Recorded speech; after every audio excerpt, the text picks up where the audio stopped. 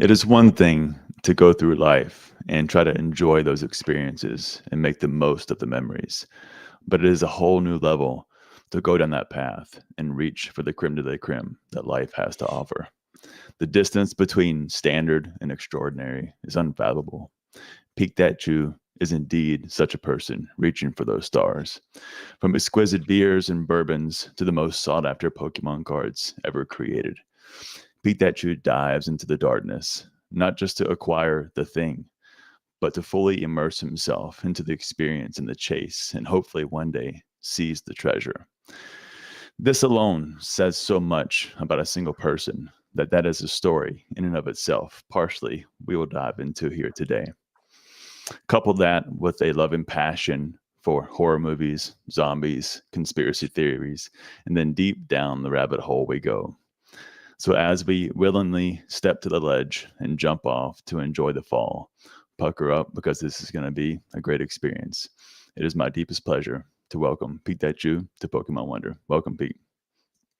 Thank you, man. You have got to have like the most goated intros of any person I see that does this.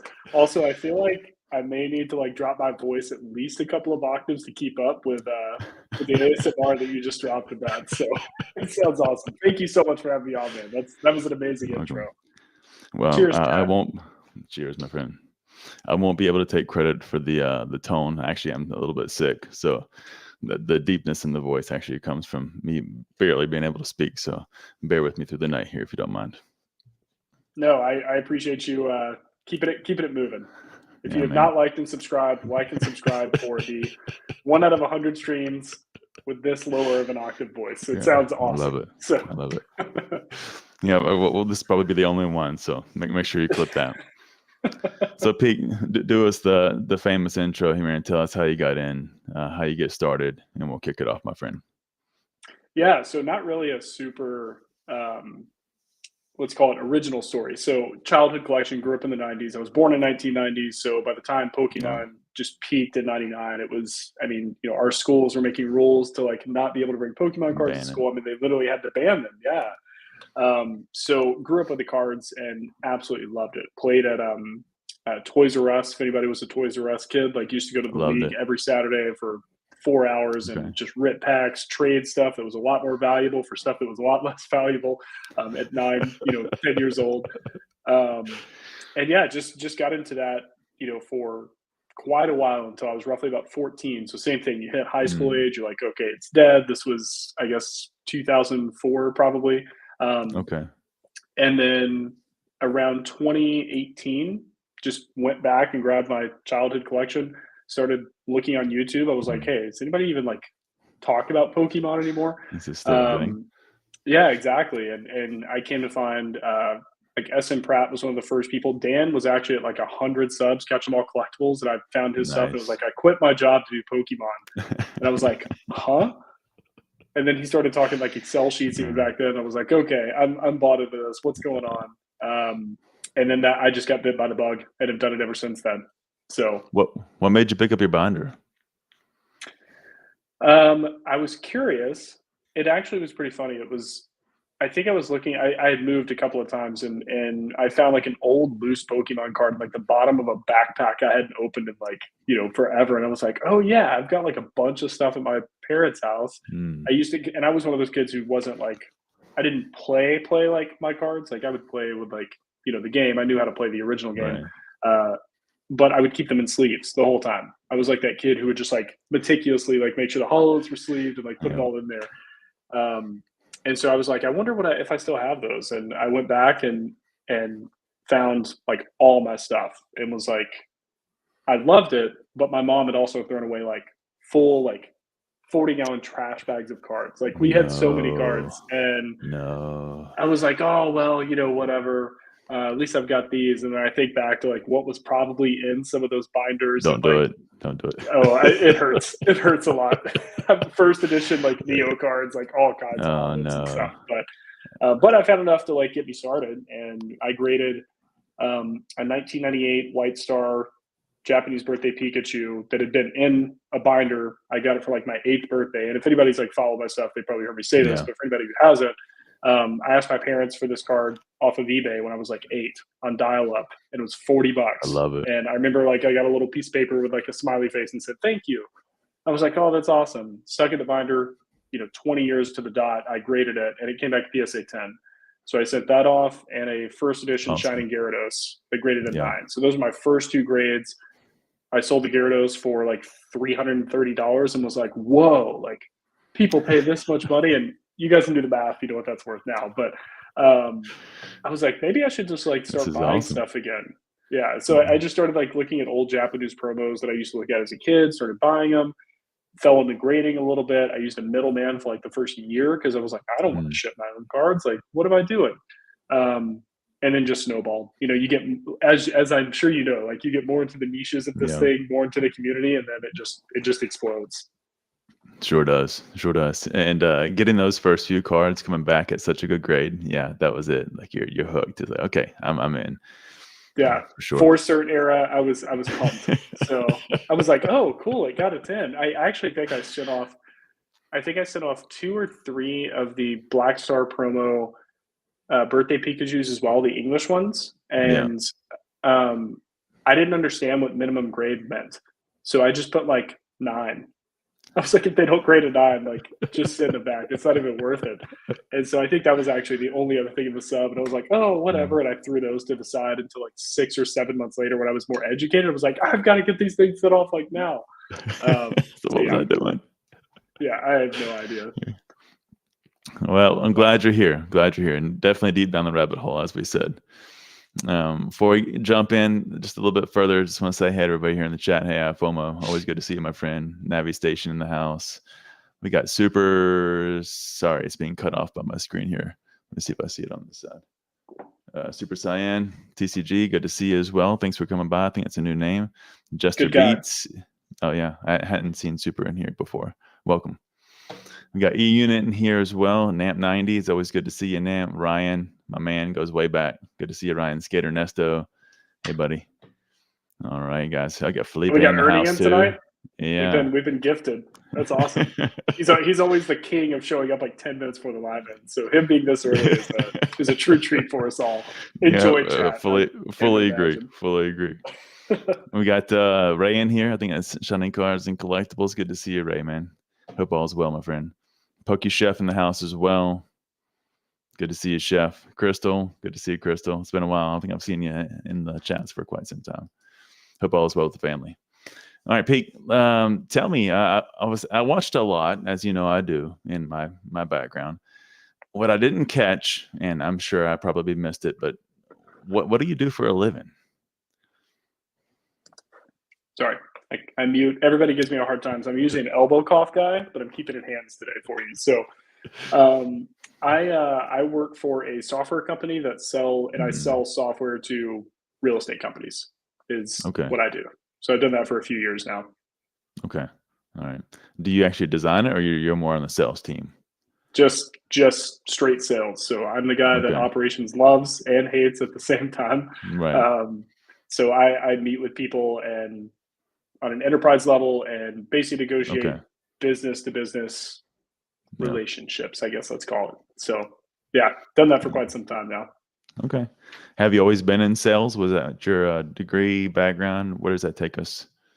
That is what I've done my entire career.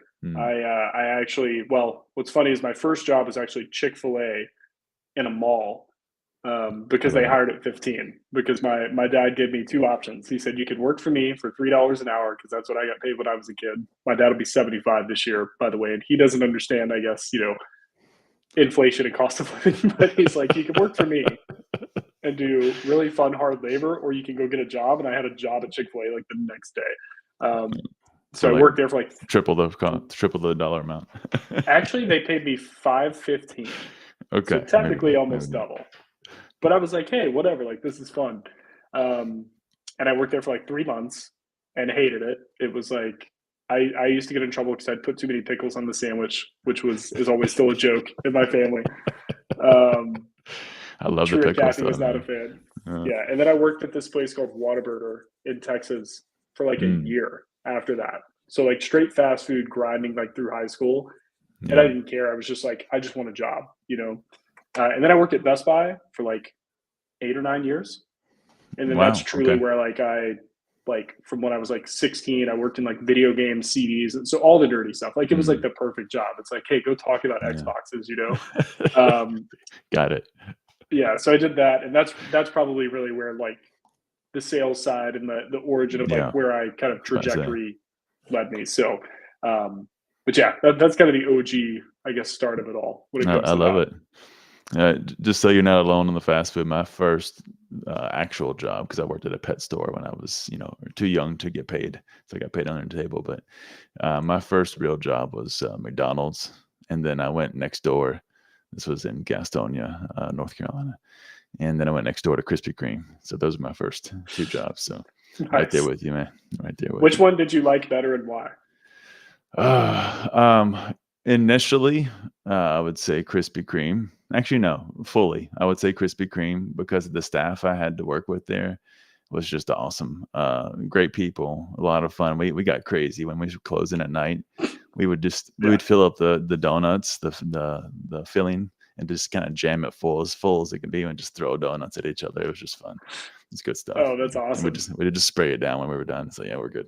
Let's go home. That is the only Yeah. thing that if I had to miss anything about working like in the food industry is the sheer amount of food that you could just take. Maybe you couldn't take it, but like, everybody We did. we did. Yeah, everybody did. Yeah. But it I was just loved the insane. donuts for like a week, but then after that, I was like, no, I can't. I still to this day can barely. I eat donut like once every 2 years. I might have one donut, but I can't eat it Yeah. anymore. It's ruined me for Yeah. life. You got your Good fill. stuff. I didn't hear in that, and perhaps it was on purpose. But what did you get your degree in? Peak. So I actually didn't graduate college. Okay. I paid my way through it, and I was going for business management. Was the Okay. degree I was going for? So I went to community college and paid through that out of my own pocket. And then the final, like, I think I have like half a semester left, but I just ran out of money, and so I was Mm, like, or I had one semester that left, was it. not half, but I didn't run out of money, but I was like, I think I had like $42. I was working retail, like there was nothing, living with three Yeah. other guys, and I could not convince myself that it was worth, like, at least based on the education I'd experienced so far. I was like, why would I ever like borrow money to continue learning this? And I'm not saying college isn't good for a lot of people. I mean, it definitely is. Just for myself, I have a little bit more of like, I'm an experiential learner. Like I very much Yeah. prefer to like create my own, I guess, versus having someone tell me that I've passed the test and now I'm allowed to like go out into the world. So I just refused to take loans, and I was like, you know what? I think I'm just going to go figure this out, and that's what I went and did. And I'm lucky that it's worked out, the way it has. But um, I don't. It's kind of divisive to say in today's world, but it's like work really hard in America, be creative, and there's a way to find a lane. Yeah. So that's The what I did. doors were open And for you. Yeah. or you kick them down, whatever Right. works. Just make a little noise and people pay attention, and be kind to people. That's one thing I've always Yeah. like. I love like being able to meet people and understand them. And I have always, if there's a way for like the homie hookup for anything that I do, like, or I'm involved in, or I have connections with, I've always like, for people I could know for like a week, I'm like, let me hook you up, dude. Like, why not? And that has always paid dividends. Like, I've never gotten into a place without knowing someone or having some sort of connection to like initiate a conversation. So, Right. that is probably like contributed to the overwhelming majority of any sort of success that I've had in life so far. Yeah. See, that's the foundation for your sales career right there for sure. Big stuff. Big fan Yeah. of the homie hookup. Oops. Hey, Basic, good to see you, buddy. Ray was saying good, big fan of that homie hookup. Fully agree. Chef Dude, you was got taking to. home whole chickens from his place. Now, I can't Yeah, blame you for that. The meals that yeah, you share on Instagram, if anybody doesn't follow Pokey Chef, like, man, that guy makes my mouth water like after I've eaten the meal. Like, and I'm like, dude, yeah. like, I'm I, I'm excited it's to eat crazy. some of the chef's food. That's for sure. Can't have to go up there and see him one day. He's gave me an invitation, so I'll have to make the drive. All right, my man. Tell me. I'm curious. I've heard your stories. I've heard your tastes, so to speak. But how would you define yourself as a collector? What would be your description of yourself? I would say defining myself on the collection side, Hmm. extremely specific, very, very small amount of cards that I care about keeping. I guess I would say I'm very good at narrowing down the things that I would want to keep for a forever collection. Everything else is simply just a vehicle to achieve that is really what it is. And if you've listened to a good amount of my stuff already, it's I do try to shoot fairly high in stuff that's either extremely hard to either find Yeah. or extremely hard for conditional rarity to grade in a grade that I want, or Mm. just an insanely over the top, ridiculously expensive card. And it's like I feel like as long as you set the goal far enough and high enough, like you'll definitely make leaps and bounds in the journey that I mean it'll just be so much more fun of an experience versus saying like I want to first edition PSA 10 drowsy. I want something hard, man. I want something that's like really like a true treasure hunt. Like, because when I was watching Pokemon and playing the game stuff, it was like Mew was my favorite because it was like there's Mm. one. And I try to move the truck next to the SSN in red. I'm like, where's my Mew? Like I've done if you get that reference like from the OG game. It's like I've tackled this thing like 76 times, like the online thing said. This is not happening. I've just always wanted to treasure hunt Pokemon versus, collecting as much as I possibly can. So very focused, very specific, and very low volume. I guess would be my kind of bullet points as I would describe myself as a collector. Yeah, and I've seen you a few times reach back into the cabinet and pull a couple of things out. But how do you display and enjoy it with such few cards that you probably hold highly? What's your way to kind of uh, maybe put those on display and enjoy it, or you don't? You keep them in that cabinet locked up and My wife pull it has out. Yeah. banned all Pokemon things outside Nah, on the I walls, see. any of that. Which hey, she It designs looks like a better. I guru, get it. so I'm okay. Yeah. It absolutely, Yeah. yeah. What am I supposed to say? Like, no, I need a Krabby right here. Like, no, it's Yeah. not going to happen. Exactly. I keep them like anything that I care about. So one of the things that I have that I'm slowly like started building is I have a so shout out Swolepoke Jeremy. He's a Hmm. good friend of mine. Like really enjoy him a lot. Um, he gave me a 2004 World Championship binder. Oh, So from the nice. World's Championship, which was super cool. It's like a little mini binder. It's Kyogre, I think, on it. And so all I have in there are rare, like ungradable cards of Okay. cards I want in I've got a couple of Mount Fuji Pikachu's in there. Um, I've got a Gray Felt hat in there, just stuff that I think is cool. And then I also have cards. And unfortunately, I wish I'd have done this more in Dallas Collector Con or just paid attention to Mm. it when I talk to people. But I have any friend who has given me like an auto card or like draw me a sketch or sign something. I Right. just have those in there.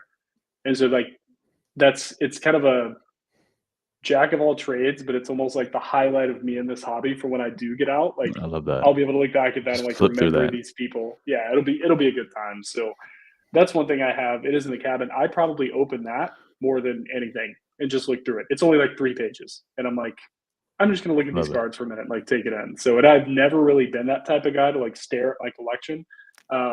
But I do like to think of the memories of where I got something and all of that. So It reminds me of the IOU for basic. Basic, I forgot to send you your drawing from your 24-hour live stream. So make sure you hit me up, man, and I'll ship that out to you. I just found it the other day. I was like, I gotta send that over to Basic. I totally forgot. Crystal says she has her jumbo cards in a frame all around the house. that's actually I love it. I've seen some I love really it. cool like Yeah. setups. I know Radar John has some cool like stuff and like any place. I mean, that guy moves like every 6 months, but like whenever he does set stuff up, he's got cool sketches and like I think he had like T and B cards in some cool case at one point before he sold them. Like it was just like I love the creativity that people do with it, and I appreciate the Yeah. art. I just would never like I'll never be probably that PokeTuber who will have stuff behind me that's Pokemon related. Um, it's actually funny. I always think of Mertz collectibles because he cracks me up because the room that he Yeah. streams in has no Pokemon in it until he gets ready to stream. Because his wife is like the same person, and so he He plugs brings in it his all like in. he does. So it's like a rented room, which is it's awesome. But It's that hilarious. if I ever do it, that would be how I'd have to do it, and I'm just like too lazy. I won't. Well, just wait. Wait. When your kids get a little bit older and they start collecting, your wife may change her mind. We'll see. We'll see. That may switch things up. I'd be surprised, but yeah, maybe we'll see. She might just think PeekDatChu finally I've drilled it into her that it's cool. I mean, eventually she might enjoy opening packs. I know I'm throwing it out there. Sounds like a long stretch here, but you never know, man. You never know. The right bourbon, the right set, she might be hooked. She might be hooked, man. Yeah. Here's a really nice bottle of wine. Pretend to like these packs so I could show my friend Pokemon Wonder. Exactly. You were right. Let me take a picture. Yes. Yeah. Look super pumped for this, grass energy or whatever. I got a Krabby. Yes. Tell me though, man, are you still looking to grab that Grail? Because I know you spoke a while back and you were wanting to get something by the end of the year, and that was about 2 years ago. It's But the where do you sit? 1999 tropical. Tropical tropical ones. one. I have an option to buy one now. I just was talking 5 days ago to buy a raw copy, and I just am like, the condition's not great, but I never expect. I think I might have said like the one you're referring to is like PSA 8, PSA 9 would be amazing, like in goal. But then I also like want it in any condition for the most part. But then I'm also like, oh, this could like hit a 3, a 4, maybe even a 2. Who knows? And then do I grade it like authentic just so I have it? And then can I justify that amount of capital like to just have this one thing? Because I think I said even when I've talked about that in the past, like that's my end game. Like if I can get that I know in the grade, like it's like I'm done. Like I did it. That's what the journey went to. That's what I was gonna say. Are you not buying it because you don't want it to be over? There's probably a little bit of that in it for sure. Because I'm like, I would do that, and I'd know myself. I'd be like, well, you're done. Like you have the card. Like why grind anymore? Why try and like, yeah. So that's a good question actually, because that is part of it for sure. And then I'm also like, how would I try to put myself in the mentality of like, all right, I buy this, condition's not great, whatever. I grade it. Let's say PSA just goes 3. How am I going to feel looking at it? Will I feel okay?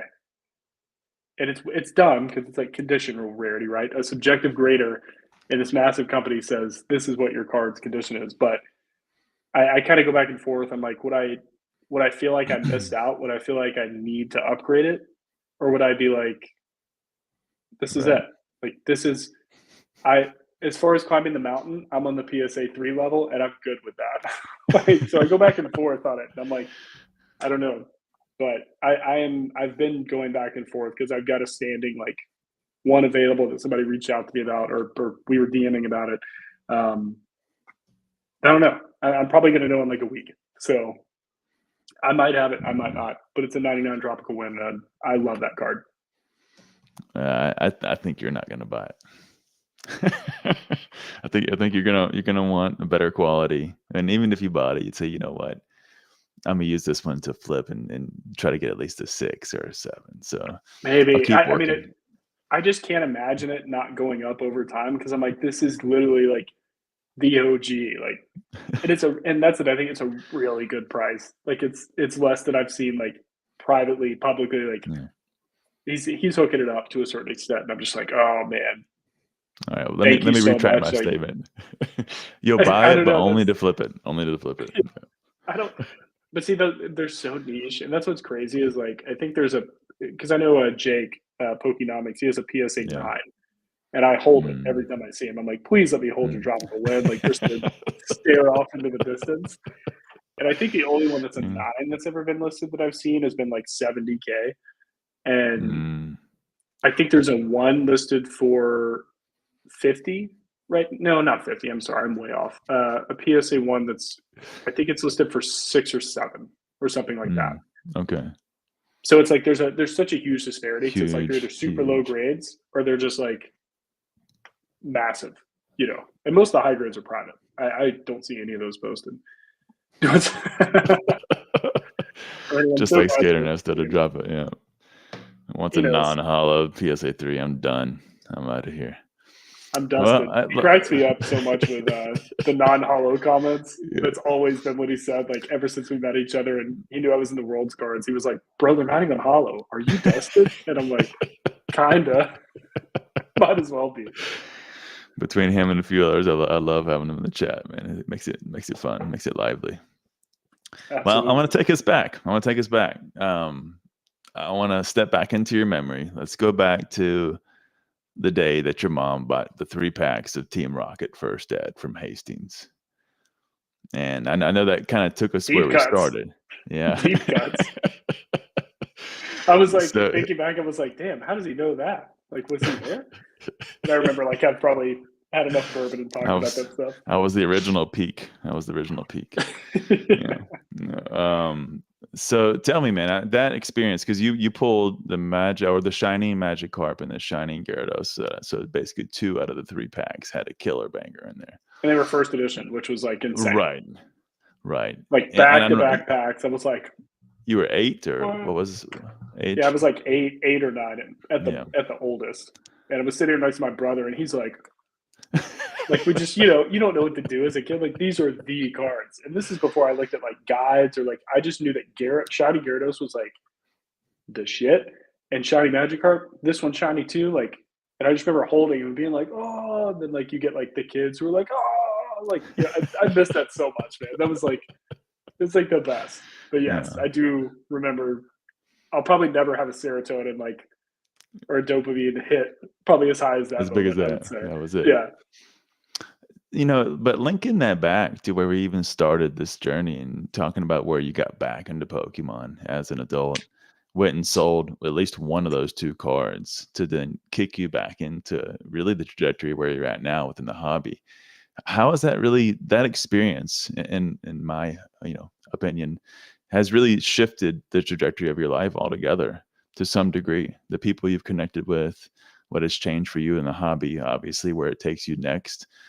That could set your family up maybe to the umpth degree in the future as well. So that one experience could have changed everything. Your mom's 3 packs of Team Rocket. That's probably a possibility.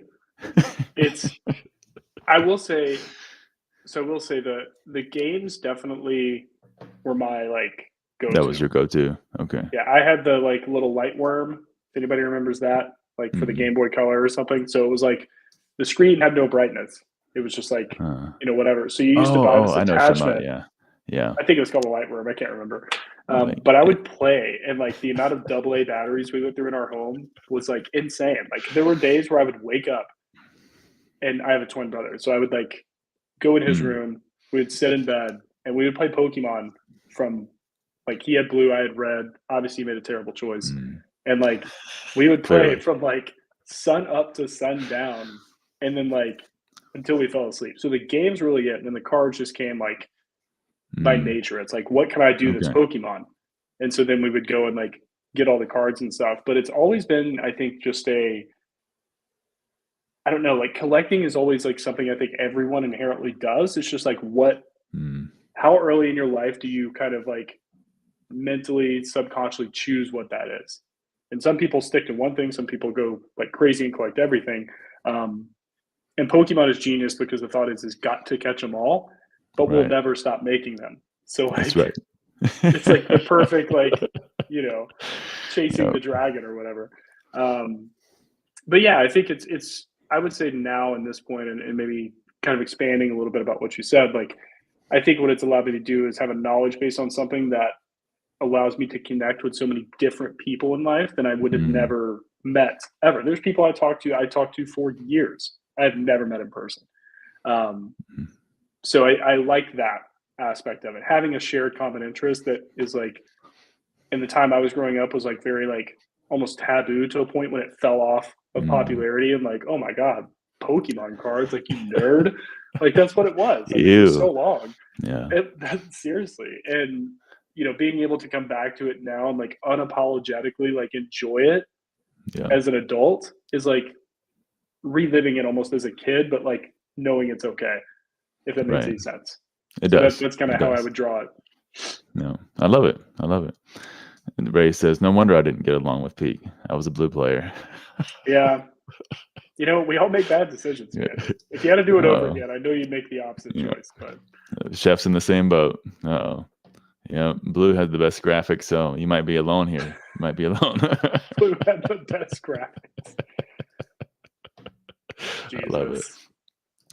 I It's mean, you're getting us probably to only say. catching Weedles if you're playing blue anyway, so it makes sense. But yeah. Those are easy to draw. So the cards on your IG, are those yours? Consignment? What you got there?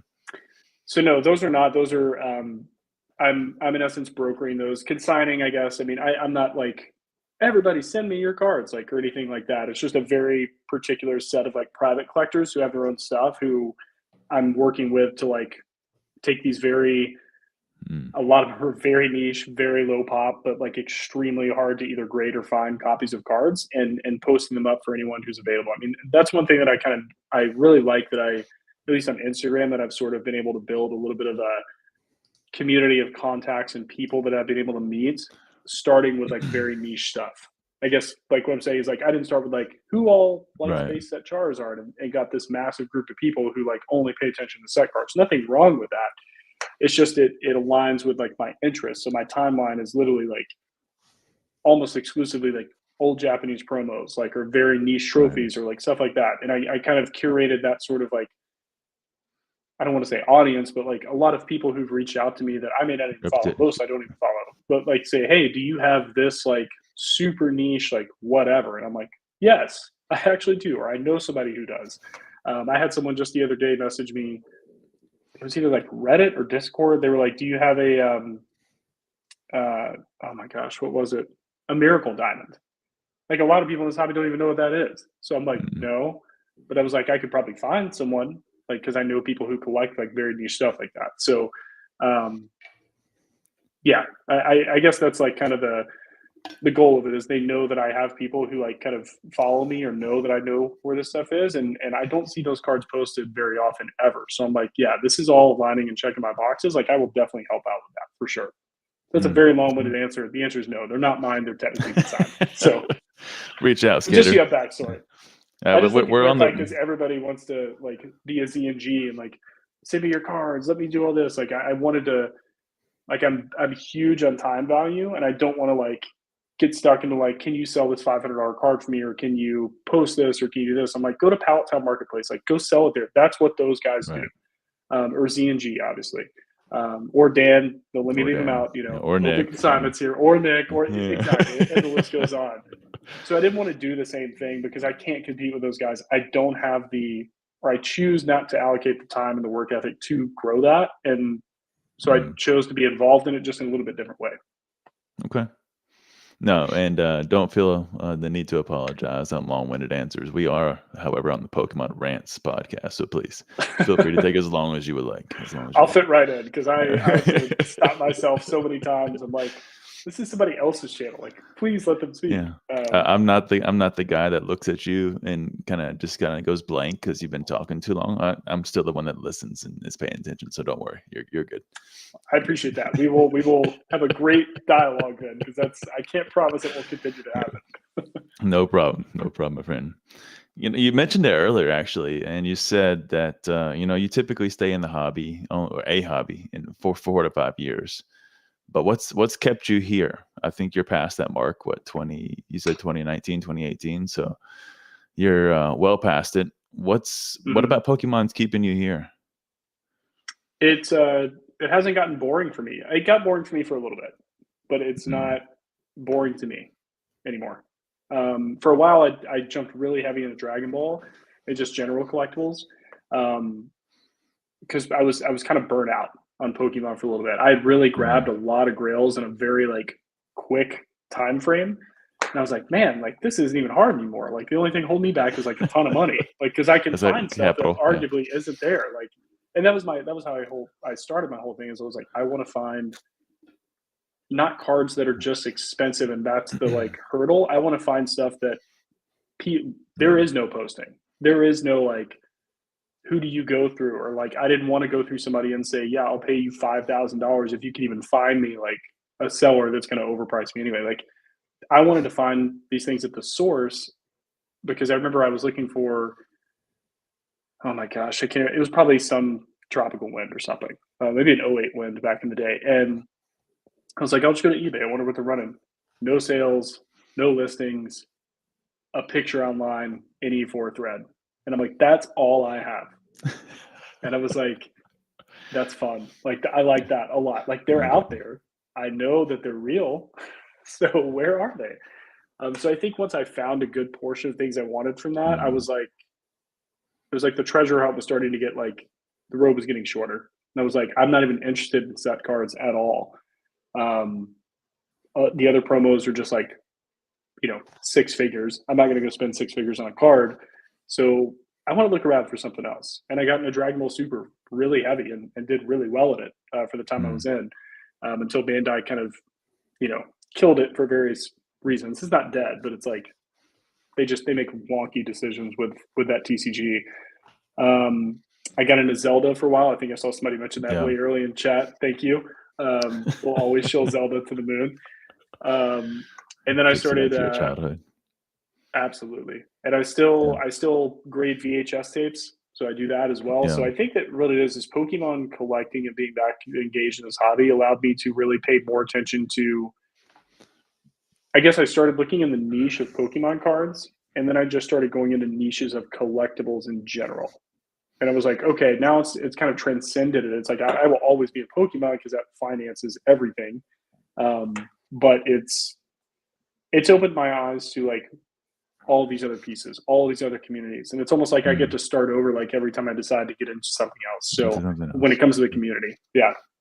So I'd say that's probably the main reason. You want to take this one? If not, we can have him follow up offline, but feel free to answer. Yes, I do. I do not do it for free. That is for sure. As much as I love those people, I'm not going to sell people's cards for free, post anything for free, or I would say post anything. My whole thing and the way my model is I get a percentage of whatever it's the sold final for. sale. Yeah, that's it. So it's a pretty cut and dry thing. If anyone is commissioning cards, you will always pay them. It's either going to be a percentage or they'll have a flat fee if it's a one-time deal. I've also got probably, I don't know, probably 12,000 slabs at this point available for sale. But those are going to be more on the, people want them for streaming. People want them for, I don't know if they want to do mystery boxes. I haven't really talked to anybody who does mystery boxes. I think Sean Bastick's probably got that unlocked at this point, supplying everybody. But for me, it's like mainly like if there's whatnot streamers or people who do giveaways or YouTube breaks and stuff like that, and they just want like slabs to do that with. I have conversations for bulk deals like that to go anywhere from $20 slabs to 1,000, everything in between as far as price points. And they go, hey, I want these like 30 to 50 slabs or more. Here's a bulk deal, and they're all shipped to you. So I do that as well. I don't really post too much about that on my Instagrams. That's usually just kind of private conversations that I just DM people or they DM me. But the big cards I'm definitely going to showcase because I mean, first off, I get to post them. So I'm like, I get to do an edit, which I like doing that. Yeah. And also those are the ones that, you want eyes on a card posted for $45,000 versus saying like, hey, here's a bunch of $20 slabs. Right. But yeah, fully understand. Yeah, I think those niche cards will definitely do better on IG for sure. I'm not posting mine on eBay at all. It's I don't want to pretend like it's mine, and that's something that a lot of people do. A lot of big cards are bought by groups of people, and one person is like, "Here's my card," or they don't say it out loud, but they get all the credit, all the everything for it. So I didn't want to like, pretend that it's mine. Right. And all my posts for those type of cards are formatted like for sale. Here's what it is. Like DM me or email me. Like you can tell that it's not like a card that I necessarily purchased because any of the cards that I post like the Bulbapedia backstory. I put my thoughts about it. Like if you follow me on IG, that's where the bulk, I guess I'd say, my content is. So okay. Well, since we stepped into it, tell me a little bit then. Are those the two pieces of your business models that you're running on the Pokemon side? It's kind of mass slabs into a niche area of the market, then some very niche one-off cards at the higher end, or are you doing other things as well? I mean, I have an eBay store as well that I fairly consistently post stuff. I always joke that like if you want really, really cheap slabs, I'll auction stuff off that people should not auction off just because I'm like, oh, this didn't hit the grade I wanted. Like almost all of my buy it nows are either PSA 10. I'll almost always buy it now PSA 10 and just put like whatever the lowest list is because I just don't care. Or, if it's a rare, more expensive card, maybe a few $100, it's PSA 9, that'll be a buy it now, obviously. But everything else, I just auction. I start them at $5. I don't believe in the 99-cent rule. I just go $5. Like, that's your starting Nick's point. falling over. Yeah. Oh, yeah. If you ever need really cheap slabs, my auctions usually do, for the most part, horrendous. So, but it's okay. I don't mind because I'm like, hey, somebody got a deal. I got rid of this stuff. Like, I'm fine with it. So that's the other part. I don't really do anything crazy to grow it. I do a few grand a month, in eBay sales. So it's like, it's good. It's not bad. But I'd say I'm probably like, 60% eBay, 40% everything else private. So Okay. And are you sourcing yourself and buying collections and grading? Like, what is the funnel for your eBay store? Japanese card stores, primarily. Okay. Ordering from those people. No, Okay. I mean, it just depends. What I do is, and this is probably the biggest thing that I've been able to learn, like over, I'm 34. I'm not like old in my opinion. That may just be denial. But in this hobby, like that's No, the, it is. the aged millennial, right? Patience is something that I have like really exercised a lot of in the recent years of my life and not being in a hurry at all. Just because I've been there, I've done that. I've kind of seen things play out. I know they will play out the way they're going to if I just wait. Not 100% of the time, but most of the time I'm going to be patient with something. So being patient with kind of the growth of the business or like doing all this, it hasn't been anything that I've never really jumped on like Facebook collections and stuff because it's I don't trust it. I did see your collection video, by the way, which was awesome. I just never trust anyone who doesn't go on eBay with condition. So that's the only thing with me. And there's so many Japanese stores now that are on eBay that their auctions end in like Wednesday afternoon at 3 p.m. And I'm like, well, let me get my Jixon in here. And like, Yeah. I win stuff like, 10 to like 25% below market, which I'm okay doing. Like, I don't mind as long as I'm getting it below last solds. Like, I'm okay. So I just slowly build up stuff, send my PSA stuff off, and then as long as I'm making like 40-50% on it, which pretty consistently that's what I'm making, like I'm okay churning and burning that because I just take that and put it right back into cards. So primarily eBay, a little bit private, like Instagram DMs, but I don't have Facebook or any social media outside of my Pokemon IG. So I miss my Facebook groups, I miss my Verbanks and all that, but I've been out of those for like a couple of years now. Okay.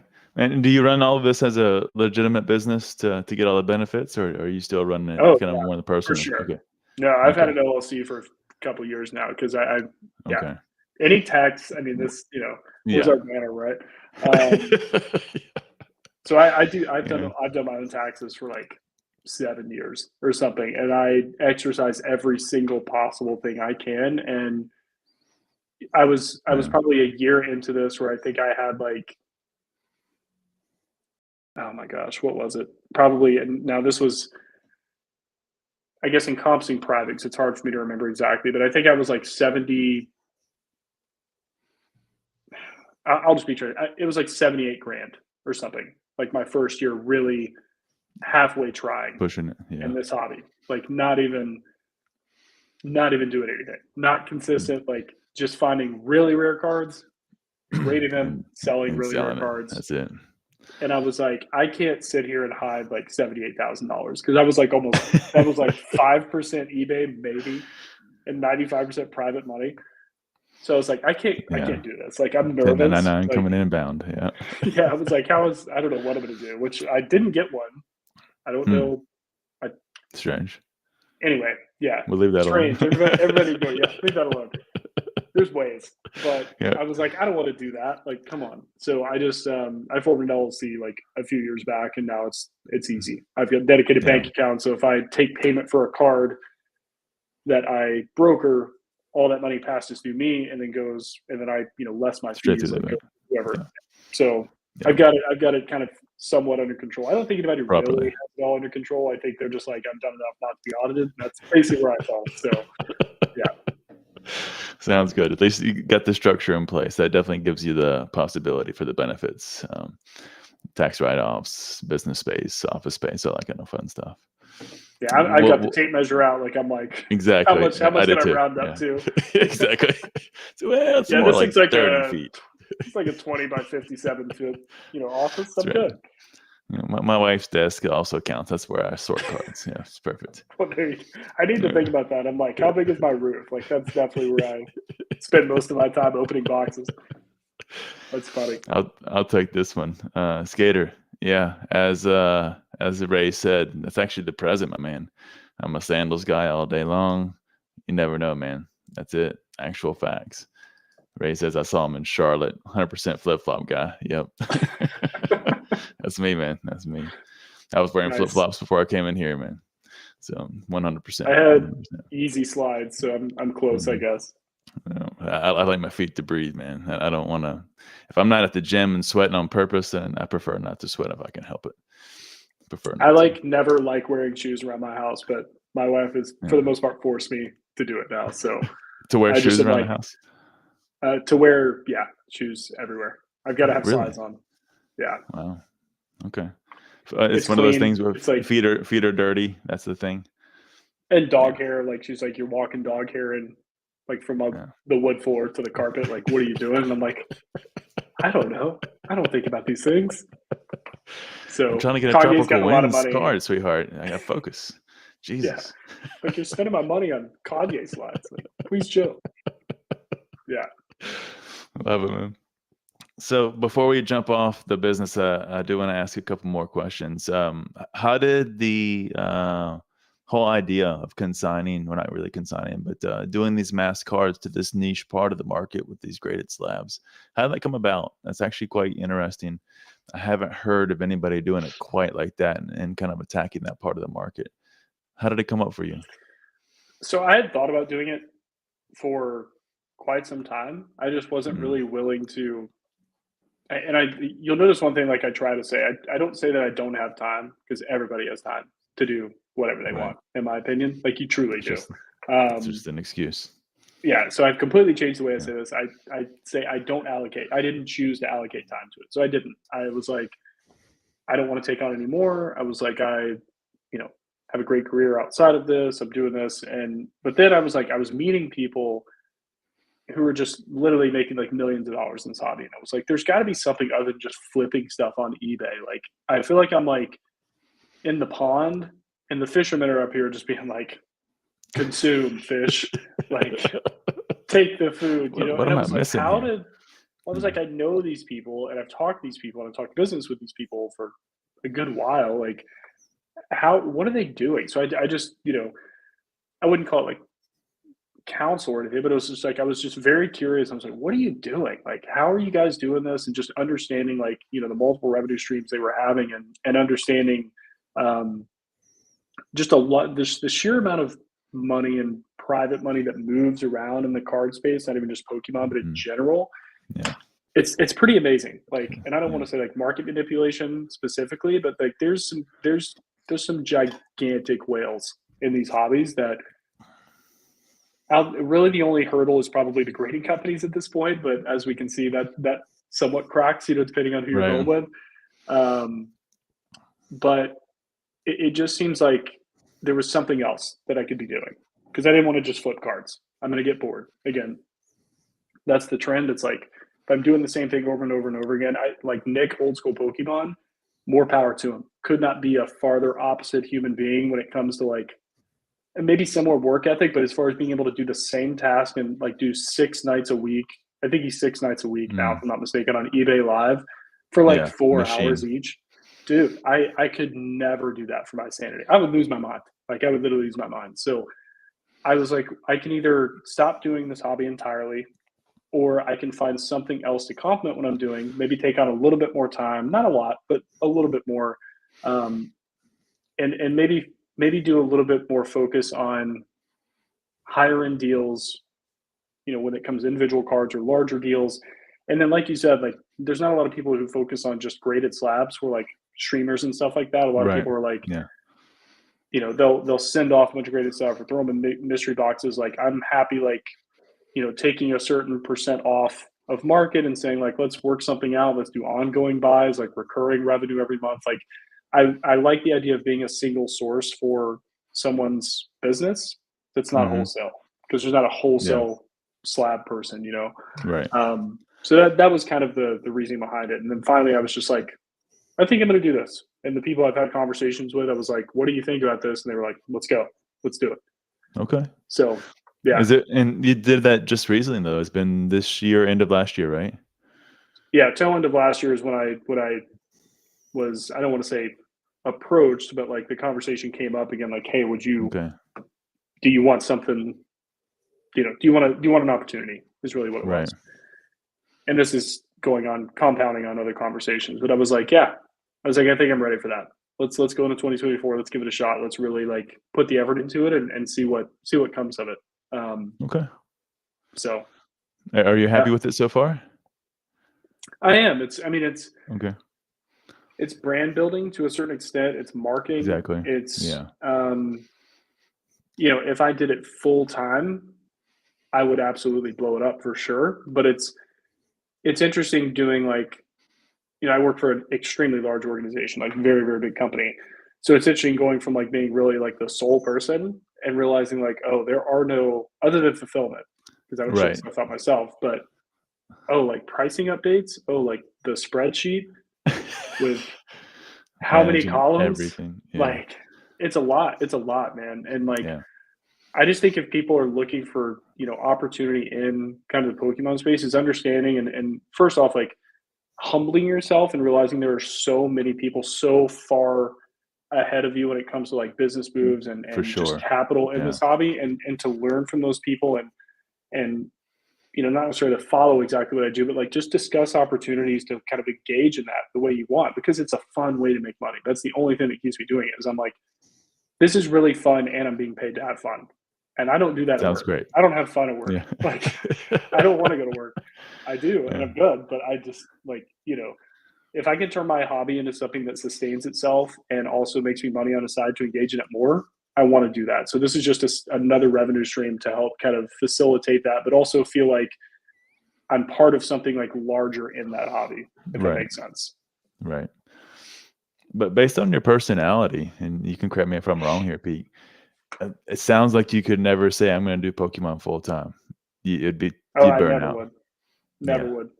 I would, for a couple of reasons. One, I've got a third child on the way. Yeah. Congratulations. Those people. Thank you. Mine's the easy part. In August. Right? Yeah. Jesus Christ. You're good. Oh, wait, you have one in August? No, yours is due in August. Oh, okay. Yeah. I was making sure you said that. I was like, man, this guy's really done his research. Yes, absolutely. It's like Nardwar interview here. It's like, yeah, she's this many weeks and this many hours. Yes, in August. So it's one of those things where, like, nowadays, people my age, like, I almost said kids my age, people my age. You almost did it. I saw it. I know. You stopped yourself. I kind of felt that way a little bit, but it's like people my age don't have like this many kids, from my experience, like that I know at least. So, one, I would never put my family's future in shiny cardboard ever, like ever. I have a really good career as well that I would never leave behind, because I mean, the time input and the financial output, it's just like, it's a dream job for me. It's like the sheer amount of time that I don't have to spend working is crazy. And then I can always like stack other stuff on top of what I do right now. So I've got a good foundation, but going full time in cardboard, I almost like, I know a lot of people say like that's the goal for them. Like I want to be the guys that how would I describe this? The people that I know, or some of the people I know that are full-time in cardboard, are just full-time entrepreneurs. And cardboard is like kind of a segment of that, I guess. They'd be viewed as full-time Pokemon people because they make a lot of money in the Pokemon space, but it's not really about Pokemon. It's basically taking like, products. It's like you break it down to categories. It's like, I'm taking a product, I'm making margin, I'm doing profits on this, and then move it. Like they don't see it as like, I love Psyduck so much. I can't wait to see him every day. You know what I mean? Like it's like a very different, Don't lie. a Don't little lie. bit, You a know little you bit do. of yeah, Psyduck in pain has always been enjoyable. Whatever art Psyduck is in pain, I like it. I don't know what that says about me, but like just looking at it from a business and an entrepreneurship lens, in my opinion, like I don't know. And I'm probably rambling again. Like I said, No, Pokemon please rants, keep but like going. Yeah, go for it. being like, just off the cuff, like that's how I look at it. Like I think some people think going full time is something you're going to love sorting cards. You're going to love doing that. Talk to anybody who's done it full time more than No, 6 months. Like it changes your view on it entirely. it does. It Um, does.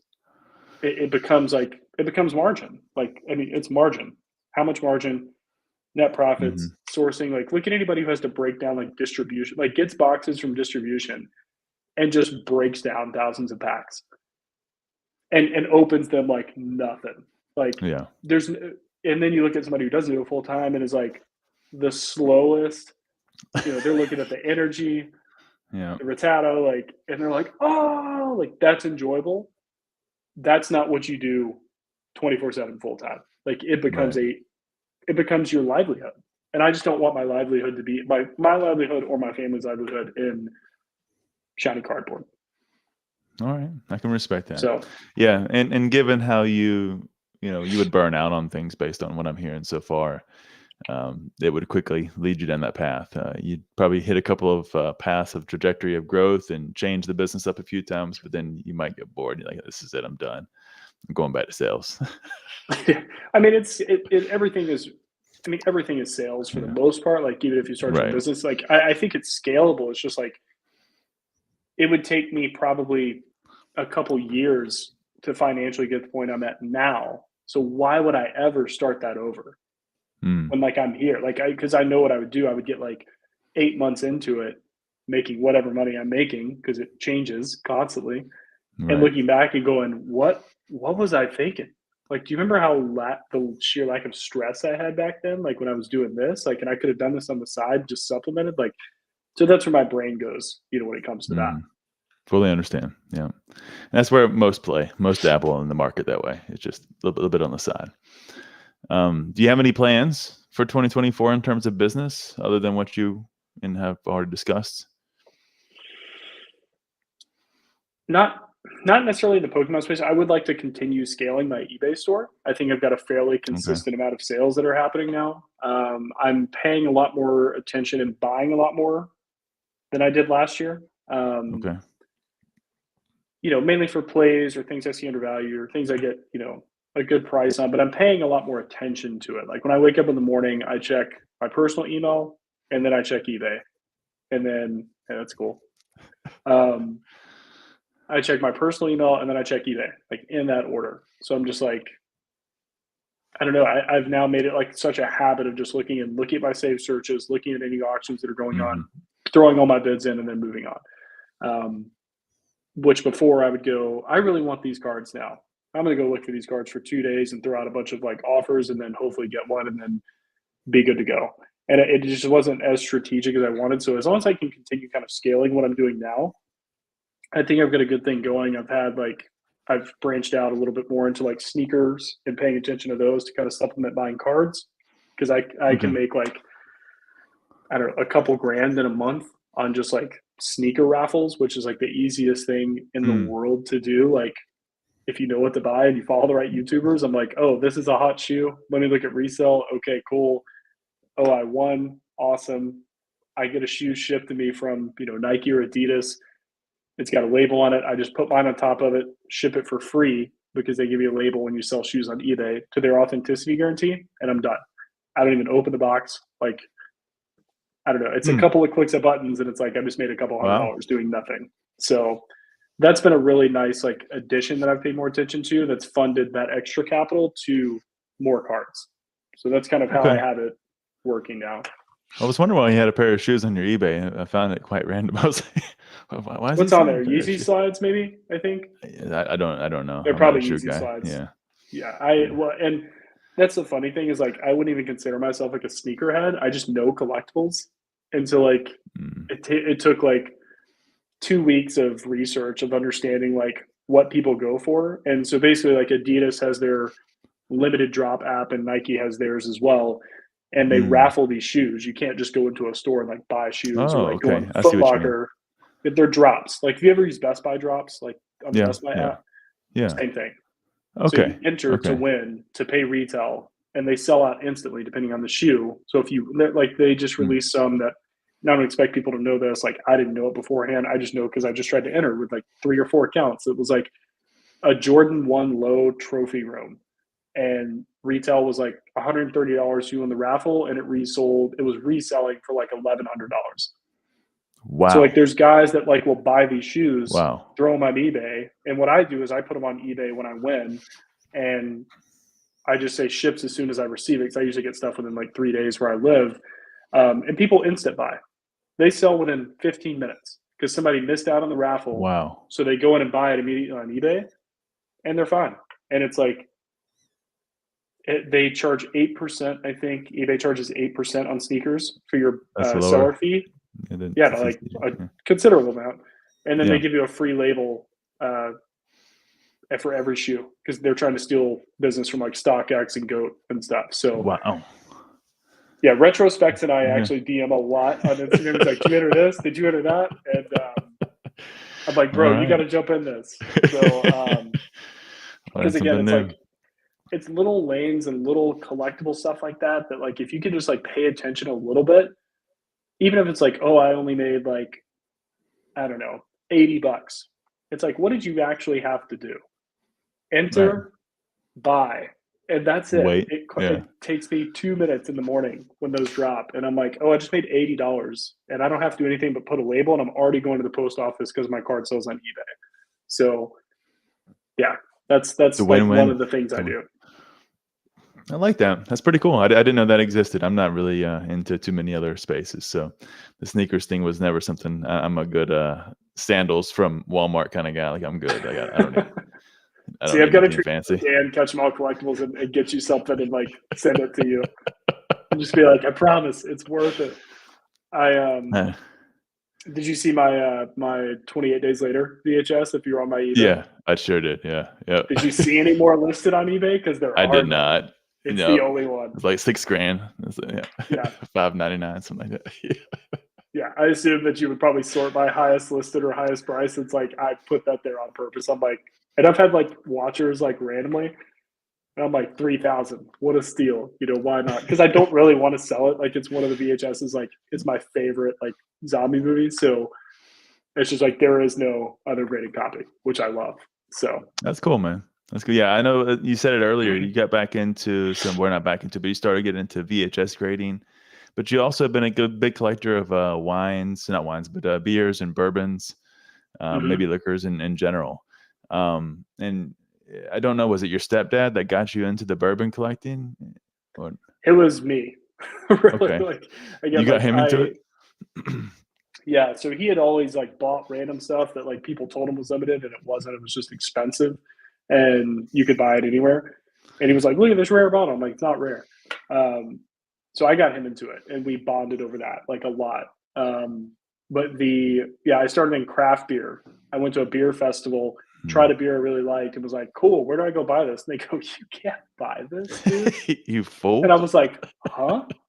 They were like, it's on tap only. They make like 200 bottles a year. And I was like, Oh, where are they? Like, and it started like, it's same thing with the cards. Like, I was collectibles. just Yeah, like, yeah.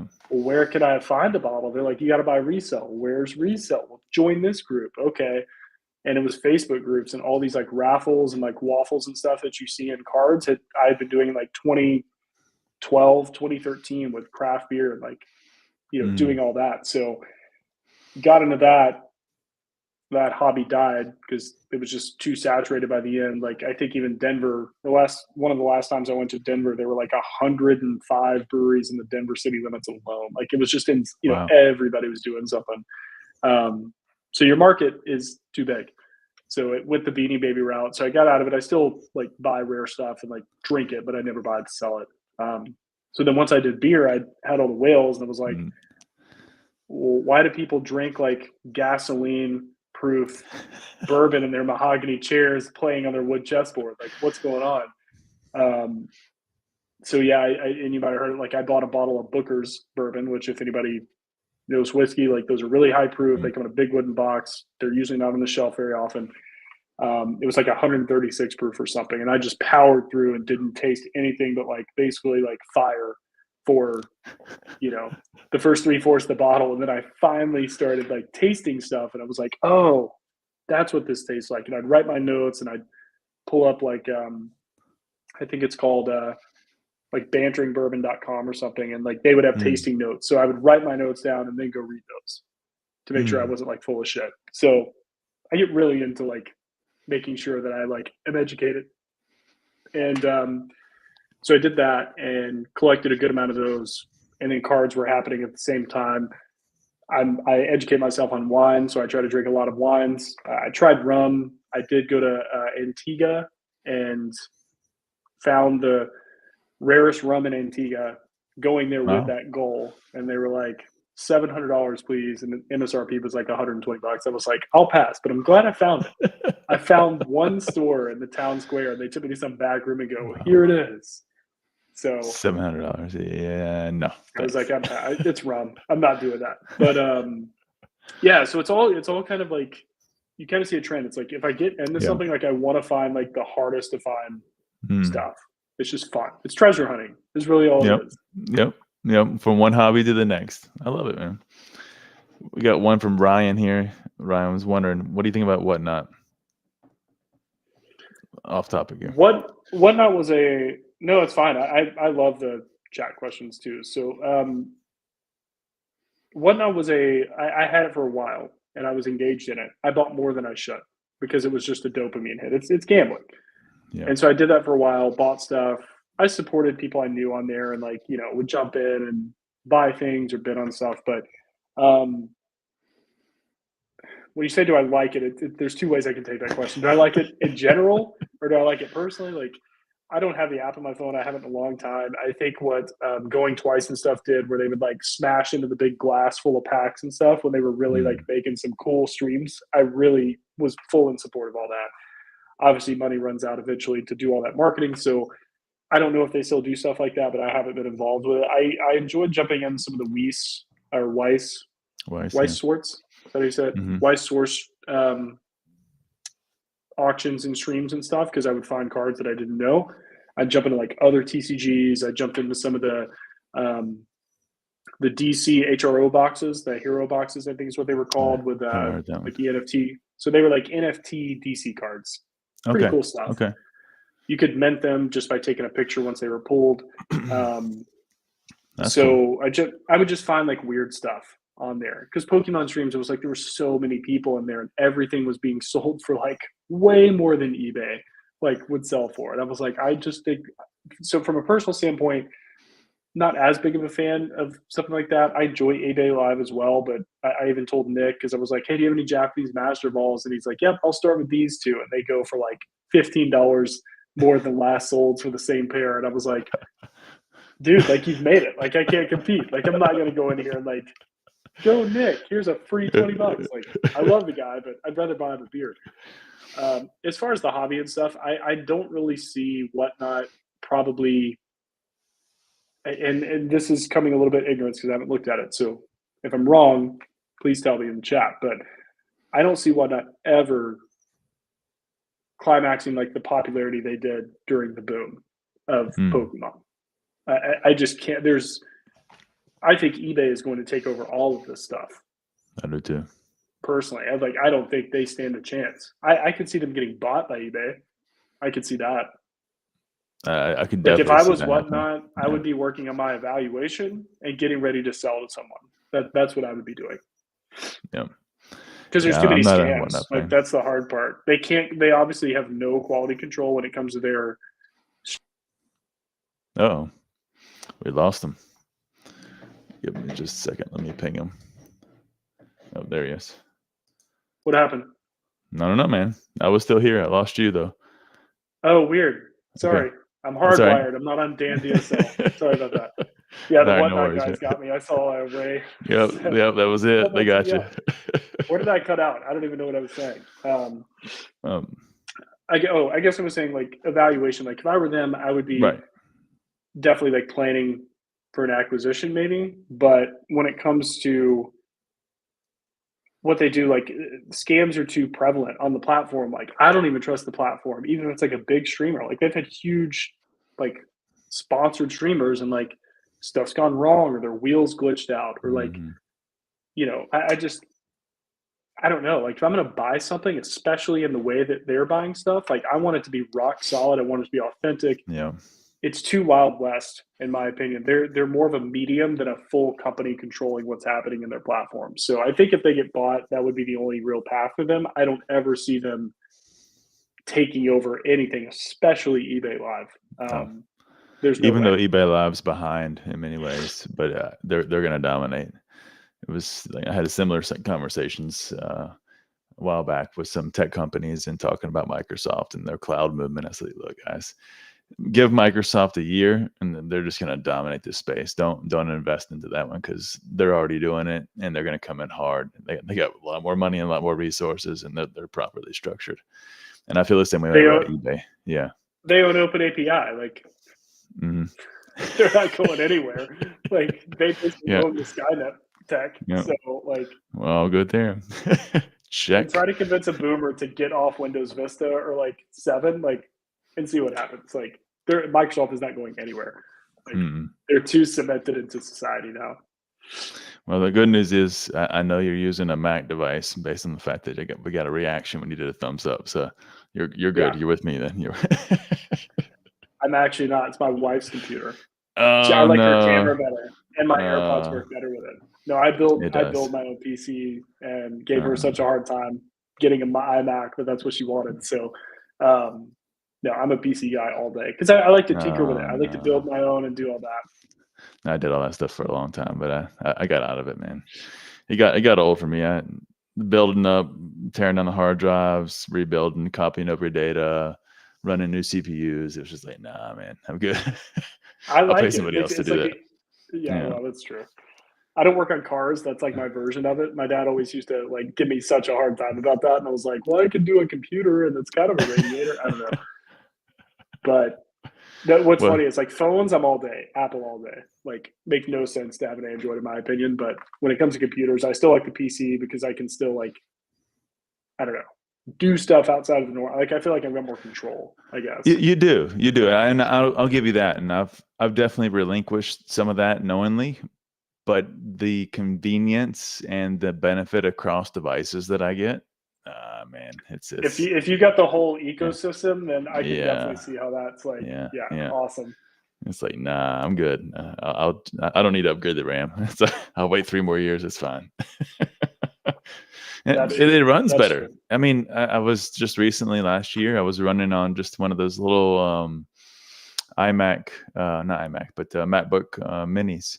And that thing ran from 16 gigs of memory like a champ. And I probably had 128 gigs on a Windows laptop. And that Mac Mini ran better in many cases. And like, with 16 gigs of memory, it's crazy. My wife just retired her 2013 MacBook Pro to get this.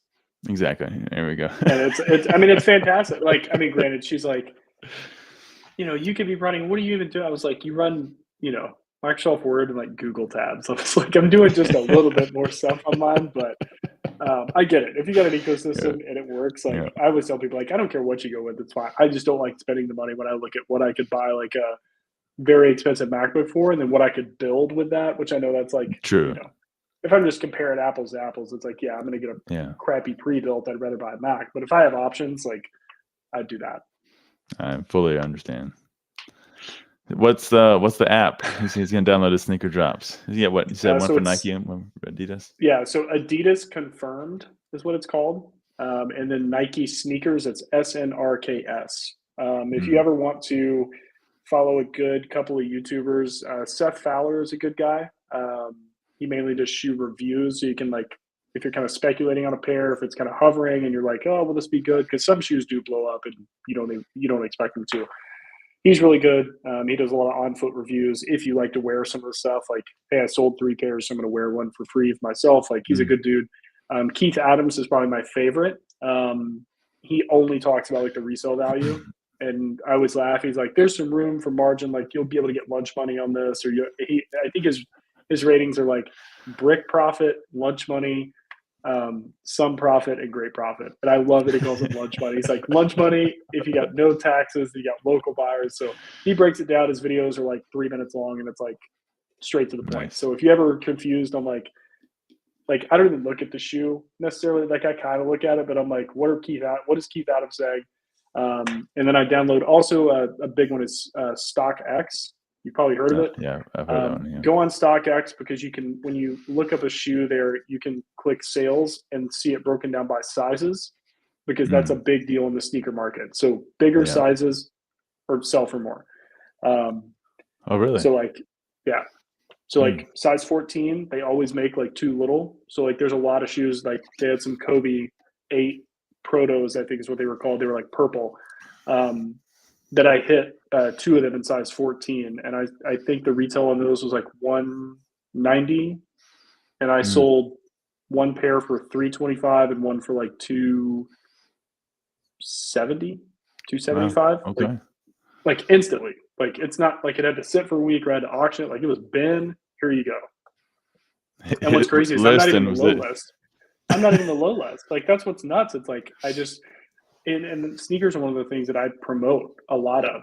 Like I just promote them because I know they'll sell if there's enough margin in it. But yeah, I mean to be able to sit there and just make like $80 to $100 for however many pairs you're doing, it's very easy. Like it's the easiest thing I've done. So there you go, yeah. Ray. You got your new business started up. You got to change the name though. Shining Shoes and Collectibles. Shining Shoes and and it's just like a guy like doing this to like a loafer or something. That's his logo. I love or it. a Jordan. That'd be even better. Like it doesn't even make sense. It's like him doing it to like a Croc or something. Flip flops. Got to do the flip flops. Yeah, he's just shining a thong flip flop. Oh man, that'd be great. Good stuff. I love it. We'll do No, the it's a graphic good design way for to you. do Don't it. worry. Yeah, there's that, and then like I mean VHS is like just I won't call it a money pit, but that's the other thing I do, and that's like a very few and far between like purchase sell market. So I've made decent. I've probably made like a little over $1,000 like buying and selling VHSs over the last year, but like it's not me actively like going after it. So that's a treasure hunt. I don't recommend it unless you are ready to like PhD level research that market and understand even what to buy. But sneakers are like the easiest barrier to entry. Like literally download the apps. Now, the more you spend, you'll get a higher level. So like I'm level 4, for example, on Confirmed. So I get a higher chance to win. So I win almost every single raffle. But if you're just buying it and flipping them, all they see is that you're buying shoes. So I see. Okay. Yeah, it's an easy one. Nice, man. Yeah, I heard you tell some horror stories on the VHS side, like the amount of detail you have to go into, the specific, graphics and logos that are on one version versus another one. I was like, geez, I had no idea. And there's no I thought it was just normal Batman. Yeah, and there's no single source for any of that. Like that's the biggest thing that we're so spoiled in Pokemon. Like Bulbapedia, here's how this was released. Like, this person like stumped their toe and scratched something on Squirtle, and that's where the art came from. Like we have every single detail we could possibly have. At VHS, there's like barely anything. There's like one that attempted to do it. It looks like it's from like the early 2000s. It hasn't been updated in 4 years, I think, but you can see certain release titles for like really popular movies. But yeah, it's such a difficult it's a difficult road to navigate. And yeah, like really the only reason I like it is because I want to find the rarest copies of my favorite movies of the time period where there were still VHS, which there's not many. So I'm like, this is fun.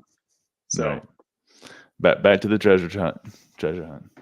Dude, that's it. I've got to get something scratching the itch every time. I'm like, where is it? And that's also like, it's all like conversations too, because like I don't display anything, but if I have people who like come over, friends like that I know, like, that know I do collectibles and stuff, like I bring that stuff out. I'm like, dude, check this out. Like this is like, because if I went to close the door, my wife's gonna. I don't want my wife to see it. Close the door. Put it back in the closet. No. No, she's not that bad. She knows. I mean, like Jim at Pokemon Zach, he came over and we like had some beers and we were like ripping Lorcana on the dining room table. And she's like, so how are you, Zach? Like, just very like casual conversation. And I'm like, Zach's a legend. Like, I don't know. It's just super funny. Like, she has no nerd bone in her body, knows nothing about the people I talk to. She's probably never watched me on YouTube ever. Doesn't follow me on Instagram. Like, none of these things. But I don't mind. It's a completely separate part of my life. But yeah, it's like one of those things where it's like the conversations that can come from the things that you get outside of just Pokemon cards are really fun. Like if I went over to somebody's house and they were like, I went over to one of my neighbor's house actually, and she has this beautiful painting. I don't even know how to describe it. It's like this lady and all these colors. She kind of looks like an alien, but she has like crying. Like it's a weird, like, and not odd. Like it's like watercolors and like it's just done really well. You're like, wow, that does not look like a normal piece of art. And I remember like it was one of the first times I was like walking in their foyer, and I just stopped and like I was just looking at it like by myself, not saying anything. I was like just kind of taking it in. I was like, this is really nice. I was like, who did this? And she's like, my 76-year-old grandmother, who is currently like doing galleries in Dallas and didn't start painting until she was like 51. Wow. And I was like, that is so cool. That's cool. Like, that's cool. Like what a conversation piece to have at like your front door. So like obviously me showing my cool VHS isn't the same, but it's like, dude, you remember this movie? They grade those. Oh, it's sealed. Like that's crazy. Like I just love the people connection involved with collectibles, and that's where the passion is. It's so fun. You're missing the point though, Peek. It's not a VHS, it's a wall of VHS. If you have a wall of VHS at the front door, then it's a talking point. If I've got walls of VHS, because there's one guy who's really famous in the VHS community. He has more sealed copies of the movie Titanic than like anybody. And it's like it's like in the hundreds. It doesn't even make sense. Like it's not a rare movie to find. But he's like known as the Titanic guy. And he He's just the like guy. he posts like I think a once a year update of like how large his like tower of Titanic of Leo holding whoever that lady is. So there's some funny things in that community that make me laugh, and kind of some legends that like for no reason, like they hate grading. The VHS community despises grading. They think it's all a scam. So it's funny to like, occasionally I'll post on like the VHS Reddit. I'm like, hey, just graded this. And they're like, we hate you. Like, I don't know, this is ruining our hobby. But way to go, Pete. It's interesting. Well, then you look at Pokemon and people are like, well, what will it grade? Like, it's funny to see like how it's so different, but like enjoyable in their own ways. Well, I think, just off of first glance, I take that analogy as the people you were speaking about in the VHS market are like our TCG players. Like they don't want you to be graded. They don't care. Say, what are you doing, man? Why is that not in a deck? You can't shuffle that. And what's funny is they play VHSs. Like they watch them on tube TVs, and they buy VCRs and they play them. Like they're like, these are meant to be played. Like it's the same thing as like decks were meant to be constructed. It's like that's right. Yeah, I like that because it's like technically the guys who started like IGS investment grading services were gigantic VHS collectors. And you start your own grading company, you can kind of see like where that could go. There's a couple documentaries on a guy who has like this basement that is, I think, built out like a rental store would, like shelves with sealed stuff, and it's all graded, or most of it's graded. Nice. But it's all the rarest copies of everything. And so these guys, I guess that community as a whole is alluded to, is they went out and bought all these super rare copies when they were worth nothing, and then started a grading company to inflate the prices. So sounds genius. I mean, kind of. But you get some of those guys who are buying all that. It's like, because VHS is one that's funny because you would think it's a perishable thing. Like you buy it to open it to watch it. So I like the rarity factor of like, why would anyone ever have kept this sealed from 40 years ago? Like, why did they even buy it? It's like, whose grandma bought this and now it's somehow found its way into my living room. So that's fun, but like I just, it's a unique community, and I love that like every collectibles community I've been a part of has all got very similar things with them, but then there's certain things they all die on the hill with. And like that's one of them. And it always just cracks me up. Well, it's funny. I was telling a story here recently. My wife, I used to love, I still do, but I just don't have time anymore. But I love watching Big Bang Theory. It was one of my favorite shows when I watch TV. Do you have time? I don't have time. You don't. You choose not to allocate the time. That's No, I'm right. kidding. You probably don't. No, I really, I choose not to. I don't watch TV. That I'm Smart maybe man. like an hour a week. That's about it. That's usually with the kids or like we sit down together. But it was Big Bang Theory, and this was before we had kids. So she bought me season 8, like a DVD, Blu-ray, and it was when we first met. And I just, well, actually, no, a few years after we first met, and I just opened it like last week. I said, "Sweetheart, I just opened the 8-year-old DVD you bought for me." So back to your point about, why would you buy this and not open it? It's like, yeah, Maybe that's what it is. Exactly. Got busy for 8 years. I love it. Yeah, that's one thing that's like with TV now, it's so like there's so many things to watch. Like I'll admit, YouTube content, I am like I actually looked. I was watching Dan Catch 'em All Collectible. He just celebrated 3 years on YouTube, which his growth has been awesome. Dan. Yeah, he's a great guy. I was in around 100, so I'm calling it OG. But I was watching his thing, and he was talking about like data caps and stuff. So as I was trying to look through and trying to see how much data I use, I came across my average watch time for this week. Oh. Go for it. What is it? 7.5 hours, and that was down per day. 50. Yeah, and that was down 51% from last week. And I was like, And granted, I'm not like constantly like watching. Like I put everything on in the background or like, whatever. Right. But that's one thing that I kind of replaced like television with YouTube. Because if I do want to watch something, I always watch like a documentary on something. Or there's a channel called Scary Interesting, which talks about like cave diving and like the most horrific like cave diving things ever. And he like breaks it down Deepest, into like darkest places. Yeah. Oh, I love it. And so like that's replaced like most TV for me now. Only because like I think almost all shows suck. Like they're not good. They're not good. Season 1 is a pilot for season 2 to get more funding. Like I just finished Halo because I like grew up on Halo, and I don't know if you watched it. It was like the first season was so good. I finished and I was like, why did I watch this? Like then I finished like season 2. There was a couple of episodes I really enjoyed. And I think the guy who plays Master Chief is awesome. He's an awesome actor. He's like 6'7" in real life, like an absolute tank. I thought there were a couple episodes that were really good. And then the final episode of season 2, I won't spoil anybody, but I was like, what?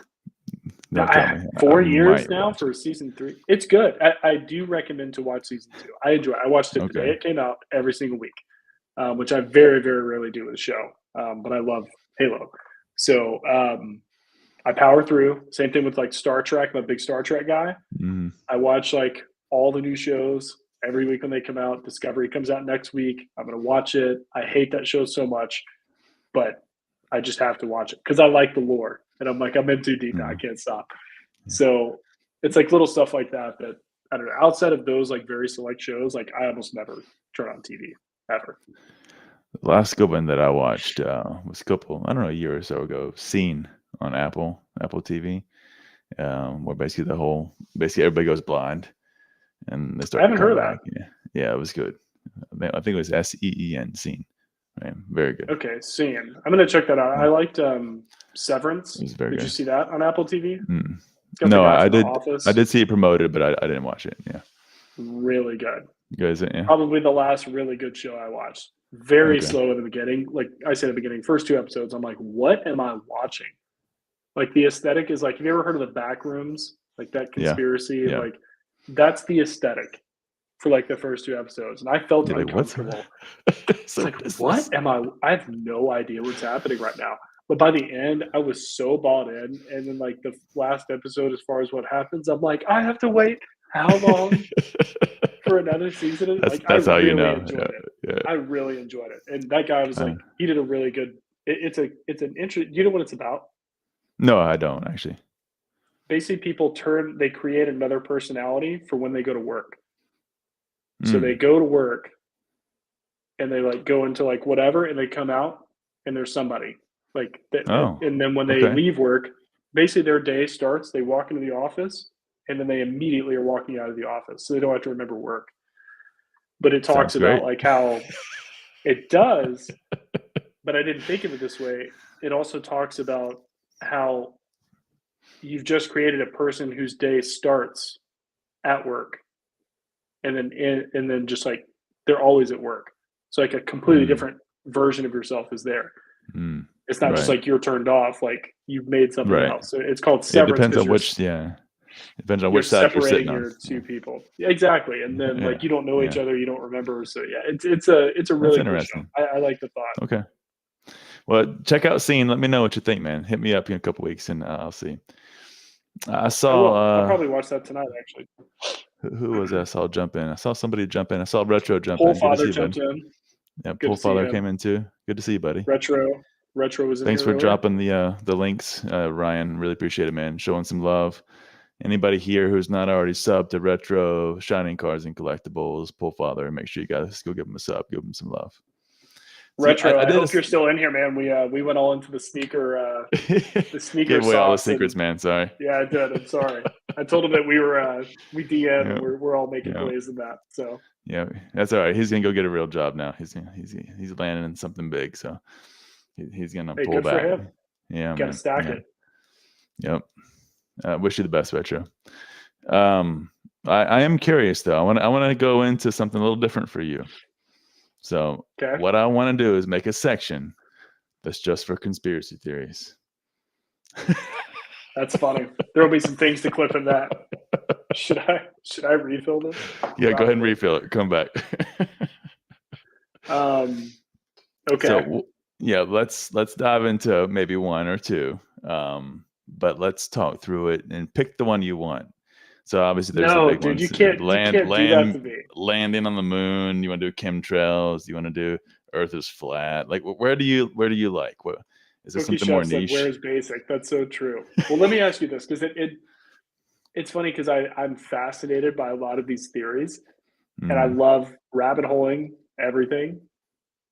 Are you a familiar and or interested, or have you ever had your interest piqued on anything that's out there like that?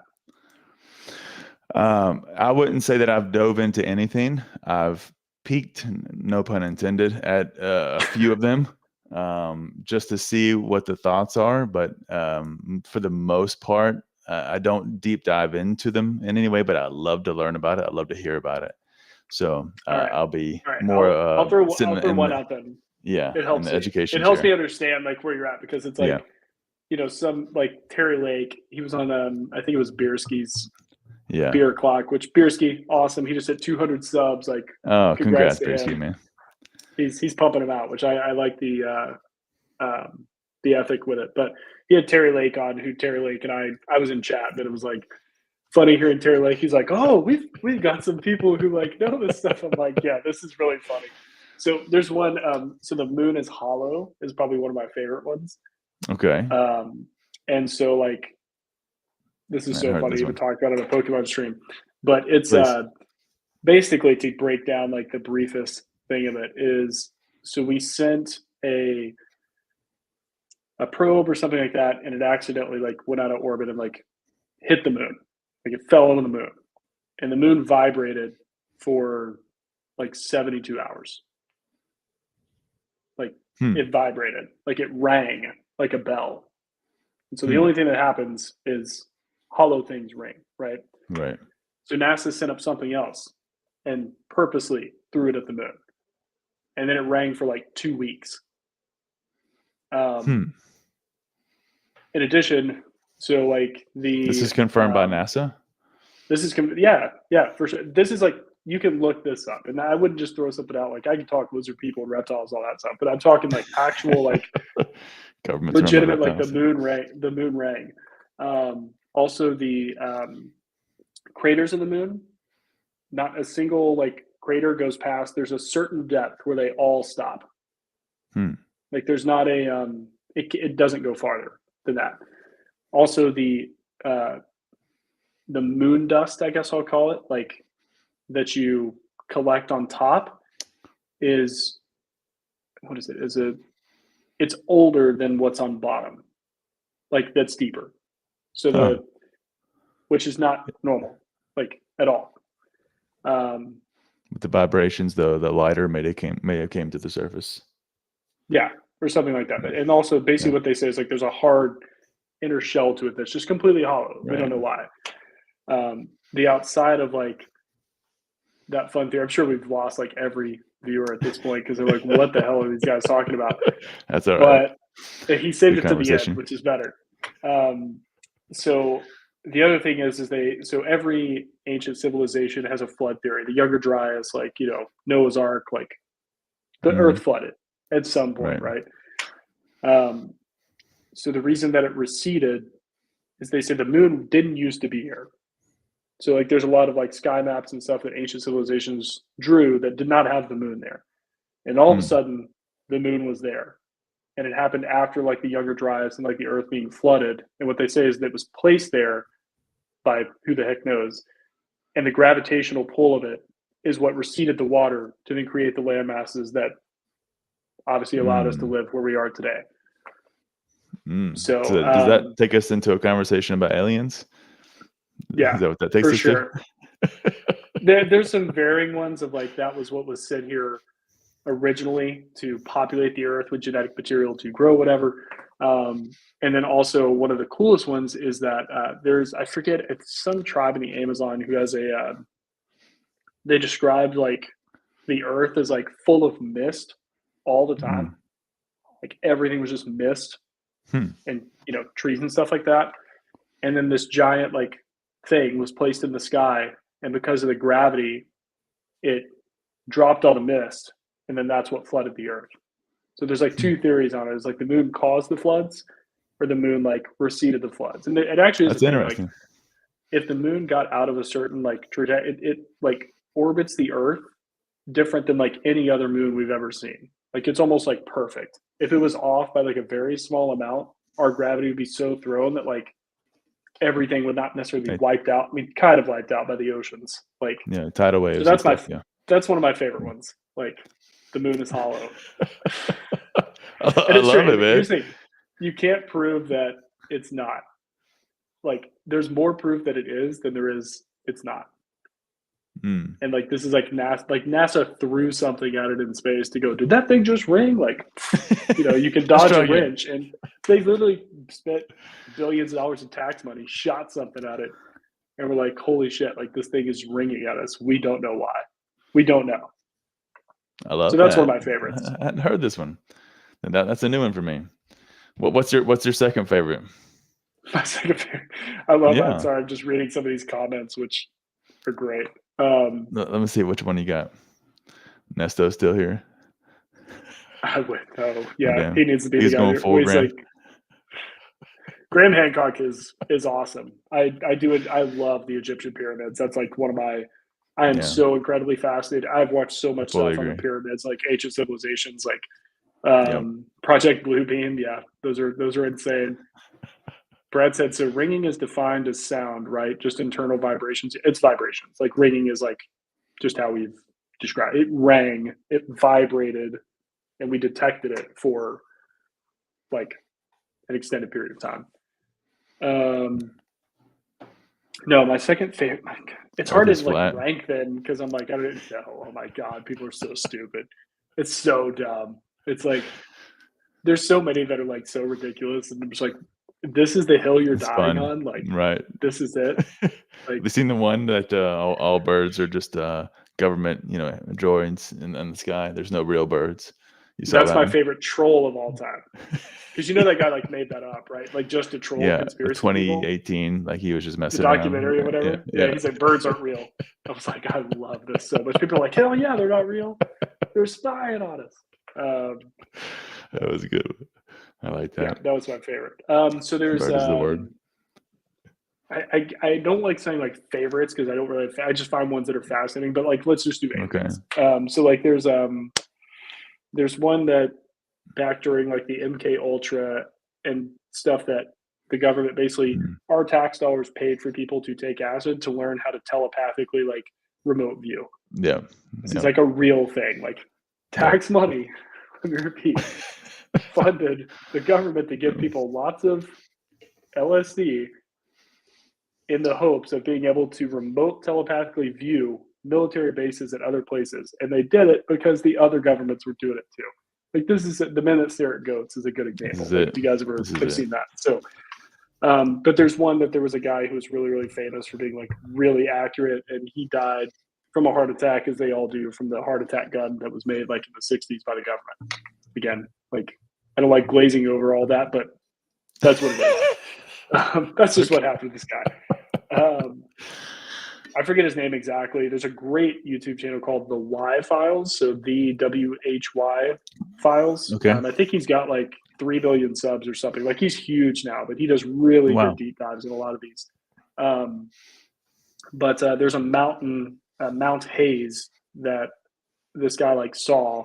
And then we sent people out there, and there was like this whole interconnected network of like this mountain is connected to this other landmass, and basically like the aliens aren't there, they're just like chilling here, and we are basically a place. They look at us as like we're just animals in a zoo walking around. They're so like not concerned about us at all, and they're just here like farming resources. And yeah, they're just like here farming resources, or like whatever. Like, and they also think that like these aliens or whatever are just literal, like they're just AI organic skins. Like they don't have emotion, they don't think of us as anything. There's no like I'm gonna conquer you. They're just like, oh, we're just like farming this planet because the people told us. Like it's nothing deep, so there's no meaning in them. And yeah, so that's probably, I mean, the alien one, that one's good. Did you get much into the AI side and the robots and all the stuff that's happening around what we're building? You keep up with any of that? Yeah, we're doomed. Yeah, I'm all in that. Terminator all over again. Skynet. Yeah. No, I say we're doomed only because I think that people are dumb. I think we're dumbing down our population to like. Here's one thing that people could look at too, is like even like from spell check and on, like we've been effed. Like at this point, like if you look at the reading level, the average like amount of people who can read, who like are getting jobs or graduating now or like whatever, they're like 4 years behind. Like it's actually legitimately scary. And now what you have is writing, and like they don't teach hand cursive or anything anymore. It's crazy. I think that, yeah, I think maybe the pandemic like threw it off, and then also like nobody wants to not pass, you know, a kid. Right. People don't have the financial like capability to tutor their kids. But what's crazy is you've got AI writing papers for teachers who use AI to grade it. So it's like, we're already like becoming so stupid.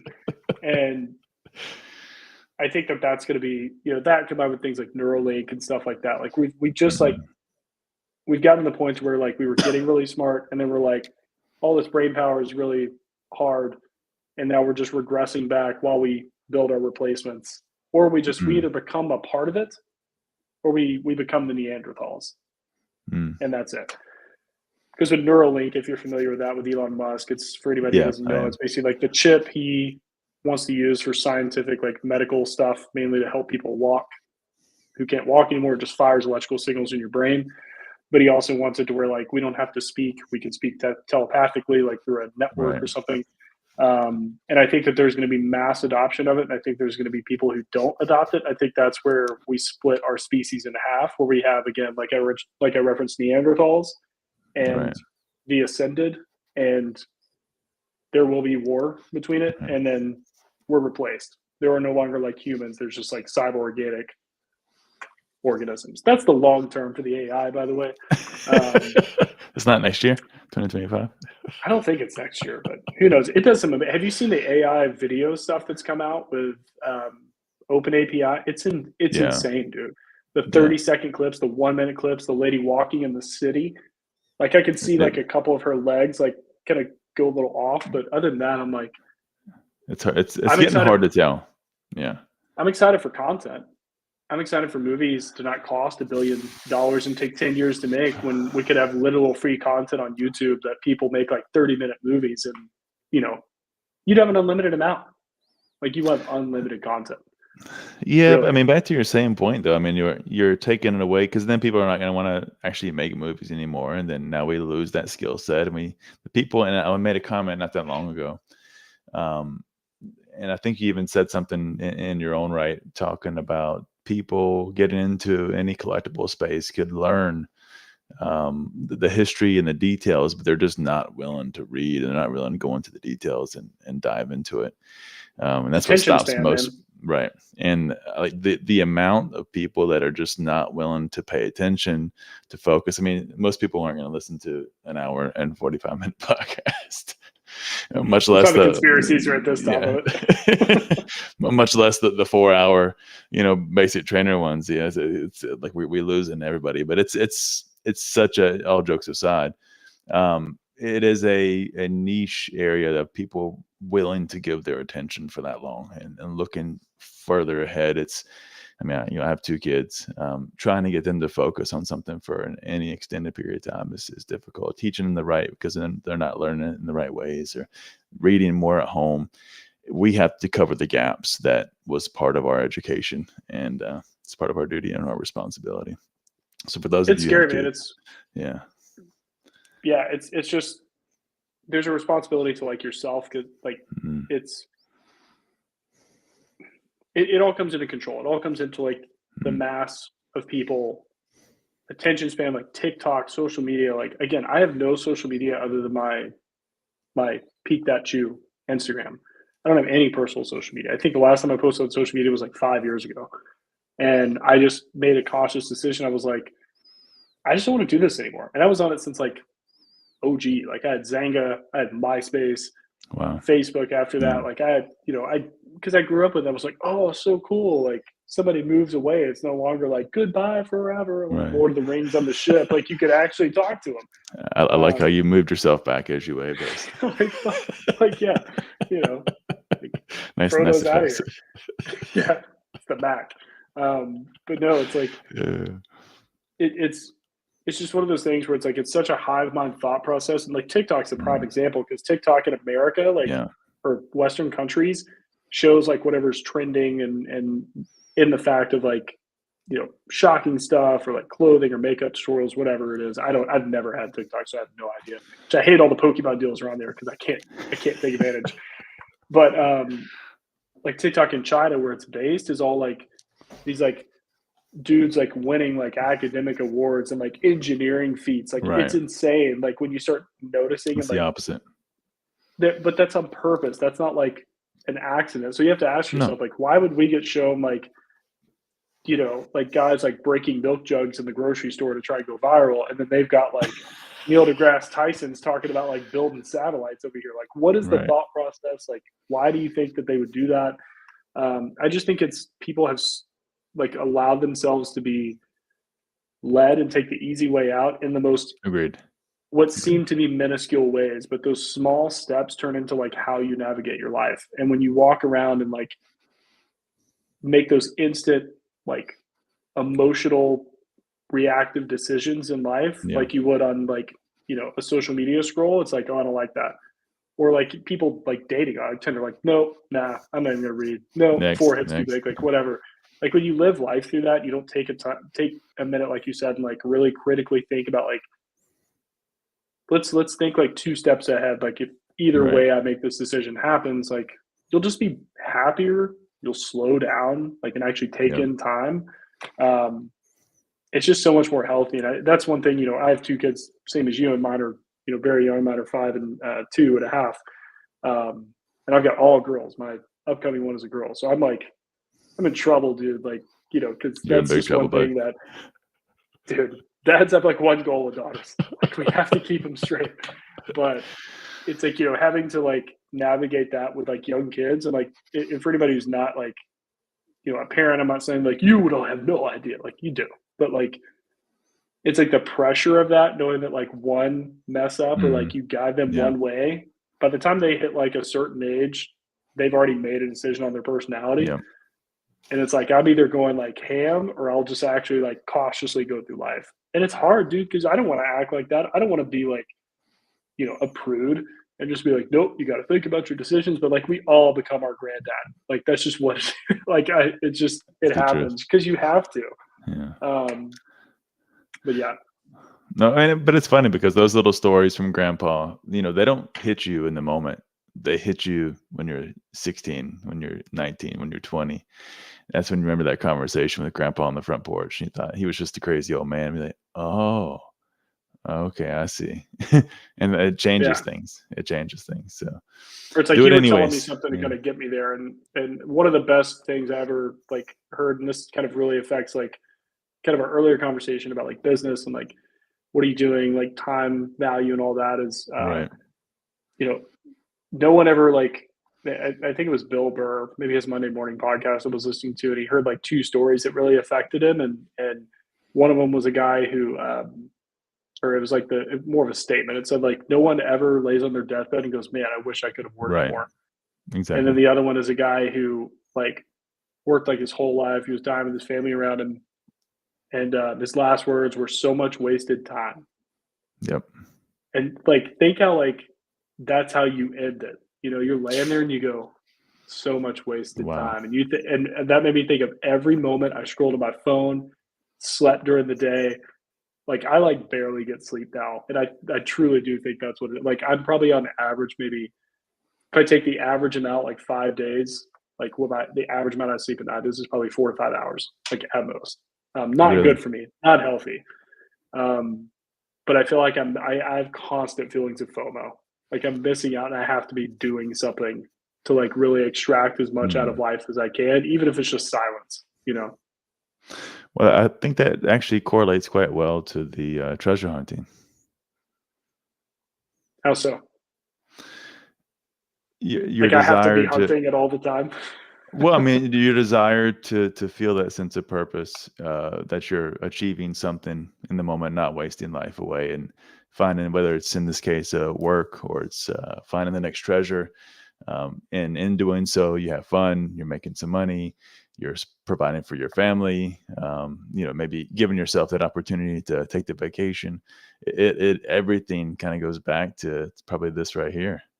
So it makes it a lot of sense why you're just constantly on the grind. Yeah.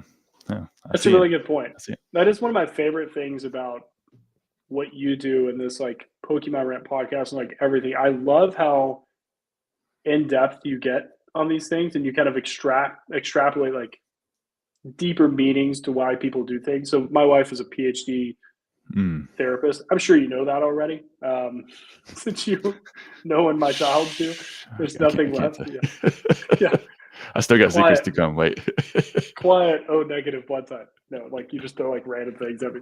Um, but like I do really enjoy your Thank you, particular man. style of content because there's so much of, and that was part of the reason I made like my collector showcase stuff. Because I did something very similar in the fact of like I was going to deep dive Nardwar, you know, Sean Evans from Hot Ones, like everyone that I talked to, I was like, I want to understand the human being behind who I'm talking to versus like, so you like cards? Like, because it seems, or here's my favorite intro to any live stream of people, someone who has someone on their channel. What's going on? Like that's, and they've got zero plans. Like I'm okay with Yeah. occasional organic conversation, but I'm like if I'm asking someone to spend time with me, like if you want to hang out, Yeah. we don't have to go live to do that. Like let's just like have a call, have some Right. drinks, you know, do whatever. But like I just want to say like that I might have Thank said you, in the man. I beginning, but really if appreciate it. I can't remember. I just want to let you know like that is one of my favorite things that you do on this is like you actually understand the people you're talking to and you like ask very thought provoking questions. So thank you. I really Thank you, appreciate the way Pete. that I appreciate you that. navigate that. Well, and I So look at it as a way of showing respect to you, and anybody that comes on as a guest.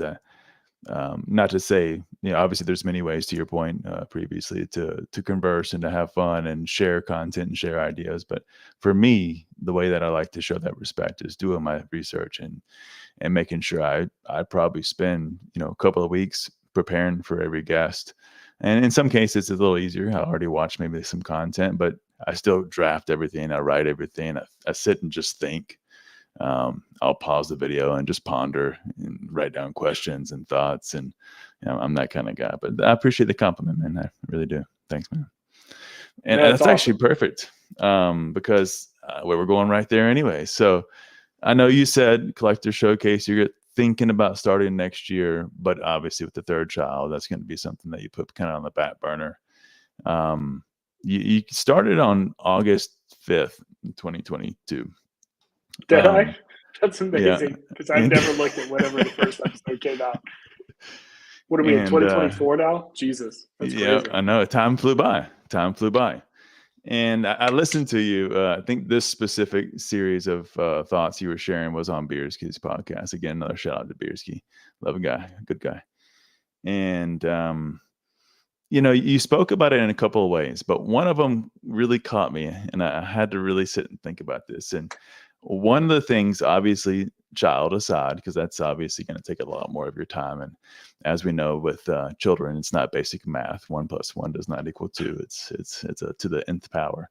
But you also said you wanted to be more like a TV show. You wanted to think through and have it done a certain way. You needed an editor. You needed to have intros done. And you, in my opinion, one, and this is just an honest, my personal opinion, feedback, you got in your own head, man. Like you stopped yourself. I made it a lot harder. Yeah, sure. You stopped yourself with this level of perfection that you were doing something great, and I really enjoyed it. And you don't have to have that level of perfection to start back. And otherwise, you'll never start. I completely agree with you.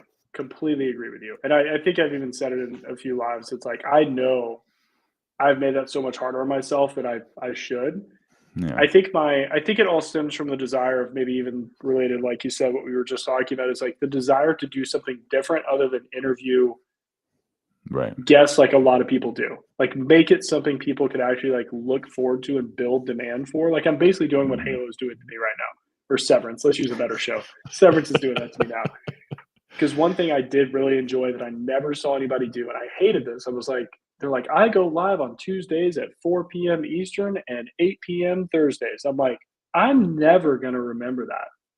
Like, I'm never going to think like, wow, I need to be on YouTube ready for the live to pop up and see who they're going to have. I love when people and I've only seen this on a couple of, not Pokemon. I've never seen it in a Pokemon YouTuber do this, but book out their lives where it's literally just like there. They're like, hey, here's every live I'm doing for the next 4 months, and I'll pepper some in for you. Like, I love the idea of being able to go like, okay, I can bookmark this. I'm going to throw it in a Google Calendar. This probably has to do with my brain. I love the idea of knowing when the next episode comes out for that particular thing. Like, going live is one thing. Because I enjoy a pop-up live every now and then. Like, Basic and I are going to do a cards and conspiracies one. I've just decided at this point, it'll be fun to deep dive into that stuff just for fun. Yeah. He'd be a good guy to do it with. Hey, my channel has 460 subscribers, so no monetization to lose. Let's just go all in. Why not?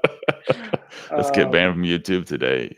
Let's get banned right before we get that first small tier of memberships or whatever they give you. But that stuff is fun. But that's my thing, is if I'm gonna put the time into it,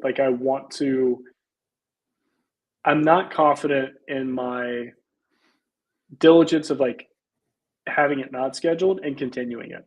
I would hate to go in and go Collector Showcase episode or season 2, episode 1, next one probably next week, and then it's 6 months. I've interviewed 3 people. I would feel so bad and feel like I'm doing a disservice for the very small amount of people who watch my stuff. And I'm just I don't want to do it the same way. It all stems from a desire to do something different than what I saw in the space from August 5th, 2022 to now. There really hasn't been a lot of ingenuity or different types of creators in the space doing different stuff.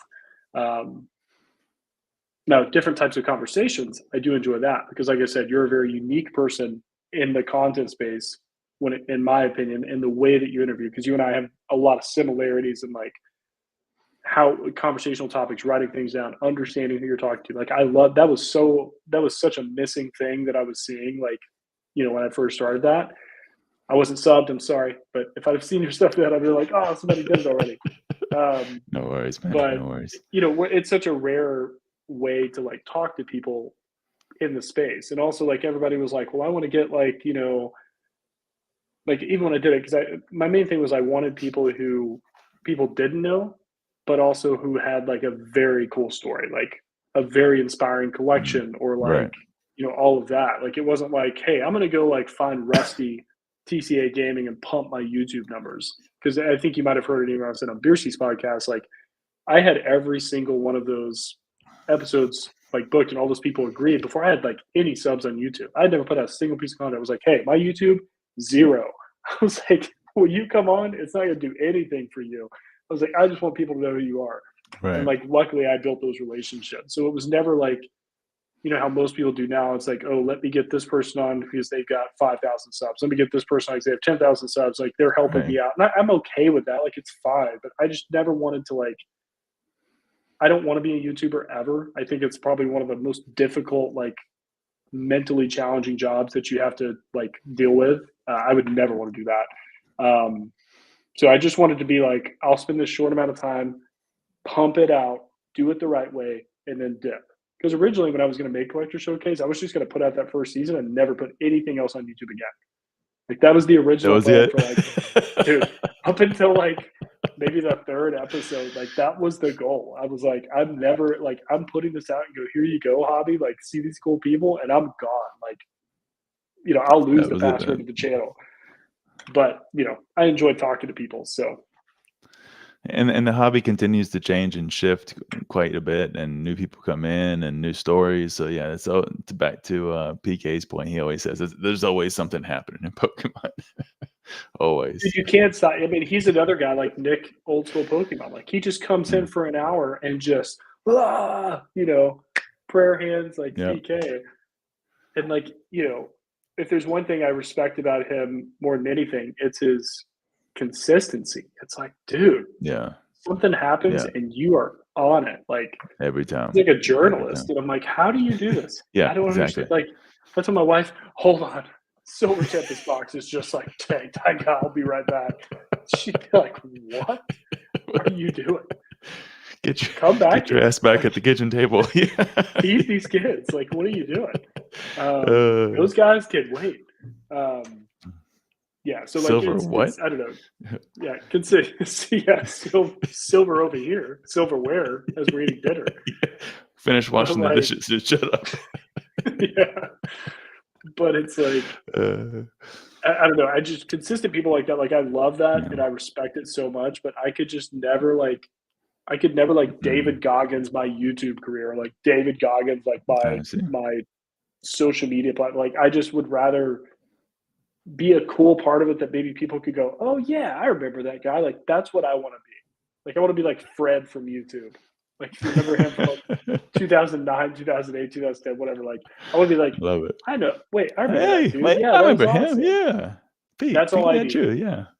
That's all I need. I don't need the weird like you know Nigel Thornberry Pikachu. That's all I care about. I don't care about like consistently being pumped up, making a bunch of money from it. Like I just want to be able to say like, hey, let me shine the light on all of these people who you don't know. Like the list I have of people for season 2 is like mainly unknown, not mainly unknown, but like people who don't do interviews, people who don't like, not as you common. don't see them on YouTube. They're like 80% face reveals, I guess is the way that I'll like put that. Nice. And like people who have like insane like trophy collections and like do stuff on the buying side and like in the private buying world and like have to do these large sways of money that are coming in. I'm like, I just want to be like, show me your collect, show these people what you have that you post on Instagram. You know, they may have like 600 followers, but I'm like, you've got like, you know, $500,000 in like 7 cards here. Why is no one following? Like, this is crazy to see. You know, again, last post, like July of 2018, I'm like, I need to get you here. Like, please. Yeah, I would love it. We'd love to have you back. But I get it though. It's a grind. And going back to your point on preparation, I mean, to do it like this, for example, it's a lot of work. Which is also why I don't do a lot else. Like if I'm spending any time, like I don't want to look at how many watch hours I have on my phone.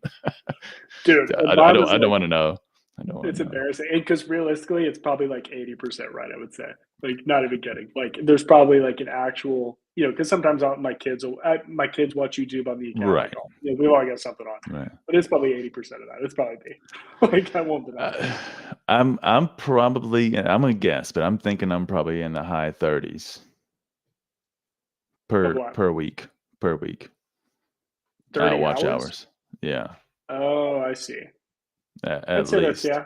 So we're pretty close. I mean, Yeah. because Yeah. my thing is At I have least. to have I silence is so loud to me. Like I have to have like music. I've got lo-fi on like nonstop, either that or like some form of content. I do like podcasts, like mainly Pokemon podcasts or like, my friends. But if I watch something, it's shout out Skater Desto, Spicy Boys TV. I do stop and watch Nice. those. Those are great. I have to watch because I like Ernie's like face whenever he like says random things. And Jake Smith like constantly like it's a funny vibe I for love me. it. I love it. Dan gets put on like 2x in the background because I just like I've heard it. I don't know. It's just like that type of stuff I listen to Support. constantly. Yeah, and Yeah, I'm same always here. liking and like I think I was trying to think who it was. Was it? I don't know if it was on your channel. Maybe there was, or you were on somebody's. There was some. Wait, you were just on Bierski, right? Or no? I think it was somebody else. Yeah, not me. No, it's Bierski and somebody he just had on recently. Anyway, somebody else I like, and I was like buying a car, and I was like, Oh yeah, that was yesterday. Yeah. Wait, was that your stream or was that? No, I was in the chat. No, you were in the chat. That's what it was. Yeah, Who did he have on? I can't remember now. Shoot, you made me question. I feel so bad for that person because it was Legend of Luke. That's who it was. Yeah, Legend of, yeah, that's right. That's who it was. Yeah, that was a great pod. Bierski, Beer O'Clock, Bierski Collects, YouTube, go guys, mods, whoever. But yeah, I was at a car dealership, like sitting here, like talking to this guy with a headphone in and chatting. I was like, no excuse to miss a live.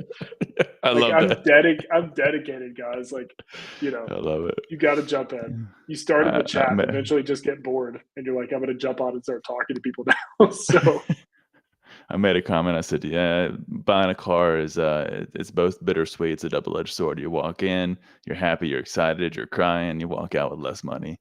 I said, but he was here. He was here. I was never happy. I What'd you buy? 2024 Tahoe RST. Okay. All right. So, I tried to pitch a minivan, and no, the wife shut it down immediately. So she wanted a Tahoe. We had an Explorer. We had a crazy hailstorm here, and it totaled it out. So, okay. And I lease my vehicles because we both work from home. We don't drive like anywhere. And there's a whole debate. I did that yesterday on Dan's like chat. Don't at me. Like, that's what I do. I don't like buying depreciating assets and hold on for 10 years. I don't want to do that. I know your 3-year-old used car that you've driven for 20 years is better deal. That's fine. That's just not my vibe. So, but yeah, I went in knowing what I was going to buy. It was an hour and 15 to drive there because there were like 2 dealerships. Oof. That had the one I was looking for with all the features, or had the one my wife was looking for with all the features. And then I was there for 4.5 hours. Ugh. And then I drove an hour. I'm already tired. It's like, Jesus. It's not It's fun. a terrible day. That's a terrible day. And I'm just like, and that's the thing is like, they really they hated me throughout the whole thing. At the end, they were shaking my hand. They grabbed one of those red ribbons, massive red ribbons, and made me take a picture. They were like busting out loud. We were like chopping it up toward the end. And because it was just like, I'm in sales. So I went in knowing a lot of those things that they were talking about. But then by the end, I was like cracking jokes about their like finance manager. Cause he's like the classic, phone on the belt buckle. He had like these plaid, pinstripe pants or something. Did he have a coin dispenser on a belt buckle too? He probably, he didn't have that, but he had a Rolex on. Everything was slicked back. The beard looked like it was made of Legos. I was like, dude, this dude's way too put together for this. And I started cracking jokes. I was like, tell your man the pants aren't it, dude. And they just, is he talking about Steve? And they were just losing it after grueling conversation. But yeah, I never enjoyed doing that ever. It's no fun. No, fully agree. I don't buy a car unless I have to, man. Don't want to do it. Yeah, once every 3 years. Yeah, I try not to even do that. To be honest, I'll run it until the wheels fall off. To be honest. But I am with you on the van. It's just so practical. Like the number of people you can fit in, the kids, buying some obscene amount of stuff from Lowe's, whatever it is. A minivan is the way to go, man. Dude, they have cool features. No, anybody who hates on the minivan, everything you like about motorized seats and kick the It's the foot best of and the the best. thing opens. Like, dude, they've got everything in minivans, but it's a minivan, you know? I If know. they just randomly surrounded that with a Range Rover logo, like people would pay like $100,000 for those things. Exactly. So they're Exactly. legit. Just change the skin. Just change the skin. Yeah. Yeah. All right, Exactly. man. One of the things I was actually thinking about is, you were speaking at one point talking about, or seeing Gem Mint. You were even speaking about, who was the gentleman? Oh, geez, his name eludes me at the Jeremy moment. Swallowpoke. And Are you talking about in Slowpoke, the but stream? also, no, a couple of different streams, but this one as well. And then the gentleman, I forget his name, that collects one of every English Pokemon card. Dave Person. Yeah, that's it, Dave. Yeah, Dave. So just 3 examples, but you spoke about just enjoying that moment and sitting with them, not taking a single picture. Like there was no social post, it was just being there. And back to some of our other comments, being present in those kind of moments is just something we're losing as a society, in my opinion. And just forget about the pictures. You don't need to take a picture of your dinner and post it on Instagram. It's like just sit there and enjoy that moment. But I think that runs a little bit deeper for you too. If I was to take a guess, I think that probably goes to how you handle your family, time with your wife, for example, dinner nights out. How deep is that into your core, into how you kind of live your life? Speak to that a little bit for me. I mean, it's everything, man. It's living in the moment as much as you possibly can. Like we've all had moments where we kind of feel like I forget what they call it. They call it flow state. That's what it is. Yeah, And yeah. everyone's experienced it at some point. This isn't just like some yoga term. I'm not trying to be like, smell this oil and like do this. Like that's not what I'm talking about. I'm not that type of person anyway. Is this But like the government acid trip again? this is post. This is post. Okay. So flow state is like, if you remember, I used to have this happen to me as a kid. Like if you're sitting outside, think before cell phones, all that, like you're just literally like sitting in the moment as close to that moment as you possibly can be. Like you are just present, like there. Yeah. If you could like put yourself in that mindset. I try to strive for that as much as I possibly can. I struggle with it nonstop because again, I'd already said I can't stand silence. I have to have something in the background. Right. I've got to have something, whatever. But yeah, you're right. I mean, when it comes to things like social media, the main question that changed my whole outlook on that was like, who am I posting this for? Who do I hope looks at this? And I just ran out of answers. Like, right. It's a fair point. Good question. People I went to middle school with, like, who cares? I don't care. Like random people who I don't know. Like, and then I started getting like almost disgusted by seeing like other people posting themselves doing nothing. Or they're like, I'm out here. And I just started thinking about really the why. Like, and I think that's probably what the real core of it is like, what is the why that I'm like doing anything in my life with? So like, say if I pull my phone out, right? I'm like, yo, I'm on here with Pokemon Wonder. Why? He's already looking at me. Like we're already talking. Or like Dave, for example, like, Dave and I think you're referencing, we've had a few times, but like when in Vegas, we had like a 3-hour dinner and just spoke. My phone was like flat face. Like I don't buy a smartwatch because I don't want to look at my watch. I don't want people thinking I'm rushing them. And the whole thing was like, I feel like, especially when it comes to people like posting them or like posting photos of them, like, granted, I think I might have posted like one photo when we left. I was like, Dave, can we just like commemorate this like really cool conversation? But it was like in the very, like we had been sitting for 3 hours and we were leaving and parting ways. I was like, let me get a photo with you, dude. It's a proper time. Right. Yeah. And like, we're friends. So like we know each other. It was more for like my personal thing, but obviously I'm going to share it on my like Pokemon themed Instagram and be like, dude, like Dave's awesome, whatever, here's the tag. And he's like an Instagram king now. That dude's like posted every day. And it's just funny how intense he is now about it. But yeah, when it comes to people, like if you're posting people, it's hard for me to imagine like you're not like, that's not like the goal. Like you're only hanging out with them because they're postable, if that makes sense.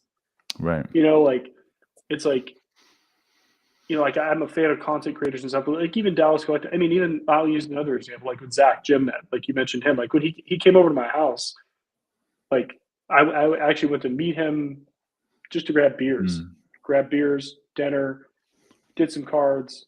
He like offered to drive me back, and it was like a 30-minute drive. I was like, sure. Like we hung out for a few hours. He came back and he hung out for like another, I don't know, hour and a half.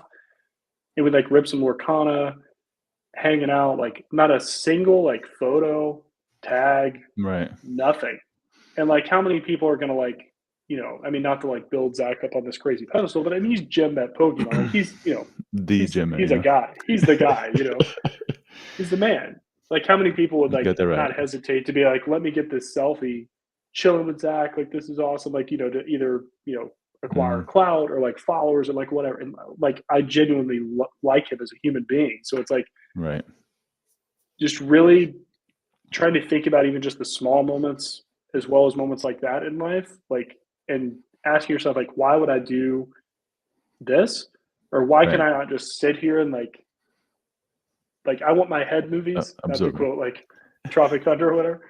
Like I want my head movies. I don't want like my phone. I don't want to live through a lens. So it's probably the boomer coming out of me, but like that's it does perpetuate itself into a lot of aspects of my life for sure. So much for not being an old man. Way to go, Peek. Yeah.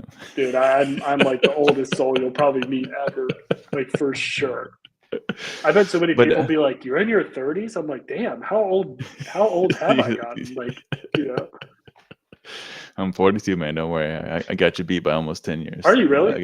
Yeah. 42. You look great, man. Oh, good thanks, skin man. routine. I just sweat. I met some 40-year-old guys that are, they're not looking too hot. So gym every day, man. Gym, run, something every day. That's my routine. That's other than that, I probably abuse myself the rest of the time. So, but I love that part of the story too, because it even ties back to the conversation you had with PK and the reason you don't want to go to the World's events and try to grab the cars off the floor, because you know that's going to be disingenuous as to who you are, and you don't want to go into that relationship as a transaction, because you know that's all that you would want from it. So from competitors, right, from the competitive scene. So it speaks a lot to who you are, and that, to your point, it just transpires across all aspects of your life. Which living in the moment, kind of bringing it back to the question, I think is the only real way to live. It's the only real way. It actually is living. Yeah. Instead of, you know, we're all going to be digital here soon anyway, as we talked about earlier as well in the conspiracy section. But like, you know, it's just so much more fulfilling, especially in such a digital age. Like I recommend to everybody, like, I don't expect everybody to just like delete their social media, but like, dude, just like take like if you can make a 30-day like blackout, dude, it's a game changer. It changed. I went straight up cold turkey. Let's see, I was on Facebook in like 2005 or something. Like, so when I was like 15, where you had to be invited to join it, like super dating myself. Mark Zuckerberg had to invite you himself. You know, the internet. But like I had, you know, probably 15 years of my life, memories, tagged photos. I will never get any of those things back. And I just straight up like wiped it all. One day I was like, I'm done with this. And I just went to delete and deleted all of it. Yeah. They were like, you can recover in 14 days. And I didn't even think twice like about that. So now I'm good. I was just like, you know, I've lived that life. And I'm like, what am I going to do? Like sit and pull this out. Like, you know, it's like scrapbooking, basically. It's like, I'm going to go look back at like, you know, like partying in Mexico at like 19. Like, why? I could just think of all the things that luckily weren't photos. Right. Like how good of a time. Thankfully. That was. Yeah, seriously. But I don't know, like if you could just take like a break. I mean, granted, the only reason I really have my Pokemon Instagram is somewhat business related, but also like those are relationships that I actually thoroughly enjoy as a hobby, and I cannot get those in real life. So like, that's why I keep that. But I don't like sit there and like, I don't hit reels constantly. I'm not like constantly posting stories. Like, you know, it's kind of a business pleasure relationship I have with it, but I do keep it in check in the fact of like, if I'm on my search thing or whatever, and it's like, whatever trending thing has happened, I'm just constantly pressing not interested, by the way. I don't know if you do that on like Instagram at all. I don't. I just don't. I swipe right past it. I don't want to see it. So, see, look at this. The ship crashing. Like, no thanks. Airplane crashing. No thanks. Yeah. I just like mark it all. It's like if I just think it's anything like that is not going to be productive to my thought processes or my life, like I'm like, hold, not interested. I just report stuff randomly. I'm like, no, harmful. Like, spam. It could be oh yeah, for sure. For sure. I'm like, I'm not even interested in the algorithm at all. Like, just take it all away, you know what you want. You know exactly which ones you want to look at. Yeah, and also it's just like taking like, temptation to just get lost in the scroll lock. Exactly. Like, I mean, we've all done it. Like, it's like, you're like, holy shit, I just did this for like an hour. An hour, exactly. What have I done? Like, I've exited I did my that chair twice. because my back hurts and just laid on the floor so I can still look. And I'm like, this is not good. Like, what am I doing? Exactly. My back hurts from scrolling. Like, yeah, not a good some vibe. Serious scroll backer. Yeah. Yeah, dude, I'm like scrolling myself sore. Like, this is not good. I need to like reevaluate my life and my priority. Obviously, I didn't have much going on. Things are wrong on many levels, my friend. Very much. All right, my friend, we're gonna do a shorter version, but rapid fire questions. So I do those, make them a little bit unique for each person. So these were specifically for you, and I think you'll enjoy. Let's do it. So no specific topic or area, so just whatever comes to mind. And feel free to rant. You don't have to give a short answer if you don't want to. I'll do my best for short answers. I hate hearing rapid fire. Pokenomics is like the worst at this. Real quick question. 20 minutes later, I'm like, Jake, what are we even talking about? Mental health of the hobby? Jesus Christ, that's what your favorite Pokemon was. So I will keep it way off. Yeah. Right. No worries, though. Happy to do it. Best movie of all time. Oh, man. Best movie of all time. Why does it have to be so general? The Thing, the original, 1986, I believe. Nice. Good choice. Or newer movie, Ex Machina. I haven't seen that one. Oh, my God, dude. It's so good. It's like one of the best movies ever. Came out in like Ex Machina? Ex Machina? Fantastic. You will message me and be like, damn, you were right about the AI. We're so effed. It's so good. And visually, like, it's beautiful. Like, it's such. Let's check it out. It's. I won't even say anything about it. It is like one of the best movies ever made. Oh, yeah, Ray just put it in there. It's the one where the guy he's like in this weird little hut, like house thing, and he's like self-sustaining, and he built the robot. And it's no hut. It's like a multi-billion-dollar like.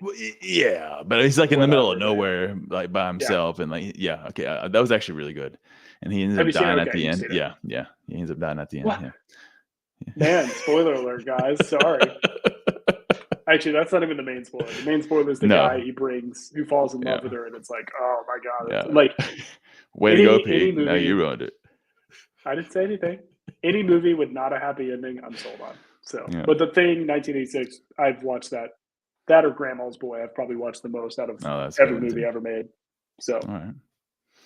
One conspiracy theory you truly hope is real. Is real? Yeah. Oh my God. I kind of hope none of them are real. One conspiracy theory that I hope is real. That Jar Jar Binks is the true Sith Lord. I love it. Because Star Wars people will blow their brains out and they won't even know what to do. No, I mean, that'd be oh man. One that I think is real. Oh, it's so hard because what would be the goal of it being real? Like, I never look at conspiracy theories that are happy. I would say, okay, here's one. I'm going to say 10-dimension theory. I hope that is real. Okay. Only reason is that if you live a good life, 10th dimension is God, whatever you want to call it, the center of the universe.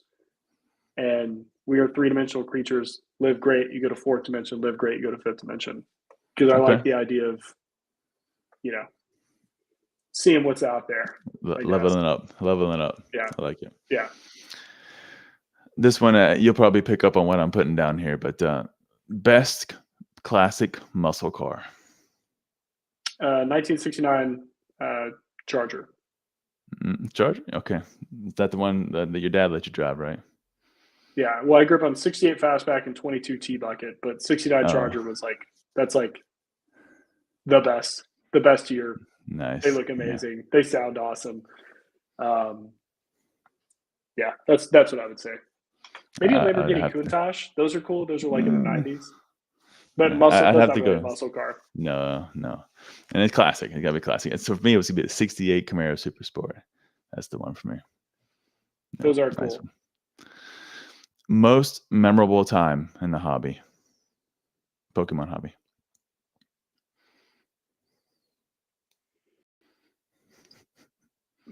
Probably most memorable time. Probably Leonhardt's pop-up shop. Yeah, you met a lot of people that day, didn't you? I met everybody for the first time. Yeah. I ventured out of the cave and said, hello, people. Hello, world. You people actually exist. Yeah. Wonderful. And Lee and I got to talk for like the first time in person after talking for quite some time. So like it was really cool to like recognize each other and like know who each other were, like see that there was authenticity behind like him outside of a YouTube channel. Right. I know Leonhardt gets like a lot of crap from people, but it's like, guy's genuine, good dude, handles pressure well, goes out of his way to meet people who like care to meet him for like the fandom. He's a good dude. So that's like that whole event was cool. That's cool. And I don't think he's ever done it again. So no, unfortunately, not one yet. of one. Yeah, so far. Something you still fear in life. Never feeling like I have enough. If the zombie apocalypse is inbound, what do you pack in your backpack? Well, preferably my backpack's already packed. That would be better. Oh man, the zombie question. It's like impossible not to elaborate. Please go for it. I knew you were going to. Dude, so that one. So you probably have like asterisks next to that one. Like, haha, this is 10 minutes. Got him. What am I packing in my backpack? Why am I so unprepared? I've just got a backpack. That's all you got. There's so many questions. You have a backpack. You're on the run. What's in it? Well, my family's doomed. Like women and children, they're doomed. Yeah. So like, if it's like the worst case scenario, we've got like 28 days later rage virus. Like I'm solo at this point because they're not surviving. I'll do my best, but have you ever seen 28 Weeks Later? No, but I've seen 28 Days Later, not weeks. No. All right, so 28 weeks, the very beginning scene. This guy's like with his wife, and there's 2 doors, and there's a little kid hiding in this closet over here, and she runs over. He goes. The dad's like, sorry, let me paint this right. There's a little kid here. I'm flipped, so I'm trying to go through it. And then the wife and husband are here, and the wife was like, "We got to go get him." And he's like, "Leave him." And so she just runs over by herself, and then the dad's here watching it, and then the zombies break in right in the middle. That's it. And she's like, "John." He's like just shuts the door and just takes off. He just takes off. Because there's nothing it's like, and then he like looks back at the house and the window, and she's like banging on the window, and then she just gets like drug away. Just smeared. Yeah. And it's it's one of the coolest. It was well, hopefully not, but I mean, if I had to, what am I gonna do? I'm gonna eat with you? Like, come on, no.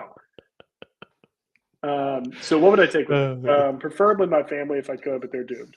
I would say, I don't know. I like prepper stuff. So like, water, the water tablets that like, I'm trying to think of the word, like purifying straw. Purifying tablets. Like there's a certain chemical in them, but I can't remember what it is. And I don't know, a hatchet, flashlight, maybe. It's hard to know. Honestly. Come on, man. You're like the zombie horror movie guy. I figured you'd have this stuff. Like I figured you already had one. It's just like sitting there so ready. We're so done for though. If it happens in like they're fast, we're so done. It doesn't matter what I got in the backpack. Here's the thing. Here's what I'll say. I'll I would say those things preferably. I don't want a gun, melee weapons preferably. You don't want to attract sound, obviously. Of course. Sorry, one of my headphones bad. So yeah, I would say the biggest thing is never stand still, never stay still, never stay in one place. You're never gonna bunker down and like have a blast unless you're like, in a multi-billion-dollar like thing that you've been building out forever. So moving constantly. So whatever you could acquire that allows you to break and enter, and also like pepper spray for like other people if they get in the way, or like something bear spray. Like I don't care what you got, and then something to like cut stuff with is really it. If you play the game DayZ, whatever fits in that initial inventory, that's all you need. That's it. Like, all right. Yeah. Surviving it, going melee style. Yeah, or take yourself out. Just leave stuff for the next guy. That's what I would say. Leave supplies. Self-delete. Yeah. Next big gift for your wife, and the car can't count. Please don't clip this. Me, dude. Are you kidding? I'm the prize. No. Cha-ching. Next big gift. I don't know. We have this kind of running joke. It's because she always, if I ask her what she wants, she always wants gold and diamonds. She goes, gold or diamonds? And I go, well, you're not. No, I don't want to do that. So my whole thing is that when you said big gift, these are hard questions. Probably a beach vacation. Okay. That's what I trip with me to go to some beach, probably Mexico. Okay. Because we've been to a lot of cool places, but that's like close enough to where it's not really that far. And we could get back, have the kids be watched. Like surprising her with a beach vacation trip is probably the next like that. thing I would do. Because I get her flowers like every couple of weeks. I can just have them like delivered. Yeah. I get really great credit card points, which is a big inspiration for that. She won't watch this. So I just put them. Actually, here's a pro tip for the guys watching. I love it. Have all your holidays. Just buy it all now and just book it out for the year. You won't remember, but they will show up on time. And you will get something. And they're going to be like, oh my God, like you remembered. You're so thoughtful. My anniversary, Valentine's Day, Arbor Day. And you're like, I'm just racking up credit card points to travel for free. So that's what you got to do, man. I love it. Pro tip. That's a good one. Who do you admire most? Goes, you just said you would let her die. What a cat. Look, dude. I wouldn't. Only in the zombie apocalypse, man. Think about it. Like, most people are done for. Like, if you're out of shape, you're eliminated. Like, you might as well just wait. And, like, it's never going to happen. But, like, unless you're, like, some, like, hardcore survivalist, like, I'm not probably going to make it. I'll tell you that I'm going to make it, but I'm lying, and I probably won't. Like, dude, I'm not going to leave her. I'm not going to let her. But I'm not going to, like, go down with everybody. Why would I do if I have a choice? Like, I'm going to try, but if it becomes, like, if one, like, scraped my leg, I'm like, go. It's like a big game of tag. Like, you get infected, like, you're done. So to put it nicely, he's not saying he's going to push his wife in front of a zombie. He's just saying if she happens to get eaten by a zombie, then he's got to go. Yeah, that's spot on. Because it's like, that's the fun thing about it, is because it's like you have to. I say fun thing. That's probably not the best choice of words. Talking about. I'll clip that. Don't worry. My wife's death here. Delete. It's just more about like you have to be able to put yourself in a mindset of like you can't lose your humanity, so you still have to have emotion for people, but you also have to turn on like full on logic brain and like until I can like settle myself, I can't like make dumb choices. Like I can't make emotionally reactive choices. So like, come save me. I'm like, no. Like you have to. I gotta go. Like I can't sit here and like hang out with you because what do you bring to the table? I don't know. It's just like that's the way I think about it. Like, that's the guy you just spray with pepper spray, right? Like get out of my face. Like the Gary Busey clip. What's it doing? Get it out of my face. Like that's how I feel about like most of those like crazy people asking for help. I love it. Yeah. Good. These are fun. I do. What do you think that is going to be the next big thing in Pokemon? Like it's just gonna come in and just blow the wheels off the whole thing. Like as far as stuff that's come out that might like blow up. They're going to do a new game. Do you think it's a special set? Oh, I Do see you what think you like mean. what do you think the next big thing in Pokemon's going to be? A big celebrity is just going to hype it up to the moon. No, I think that's done because they're doing that constantly already. I mean, just look at their like clothing and fashion like collaborations. Yeah. Like they've got that on lock. Like I don't think there's the Tiffany stuff was cool. Fragment's actually really dope. That was a good choice because I've seen them do stuff with sneakers. Pokey Chloe bought a one of their purse collabs or something, but like Fragment does some really cool collaborations. I think that we're talking about boom as far as like interest in Pokemon. I think it's pretty hard to top as of right now. I think anybody who's going to be interested in Pokemon is interested in it, and I truly believe that. Like right now, like as far as cards themselves would say, I mean, think about it. Like and I think I talked about this with Piersky. It's like one of the only IPs who took a generation that had already moved on and a generation that was current and merged them and had them all as market buyers and consumers at the same time. Like my thoughts, I've never seen that done. Maybe Star Wars, but like nothing like Pokemon did. But I would say the next big thing that'll make it like explode and be talked about or whatever. Hopefully they'll update the games to make them look better. It's going to be a game.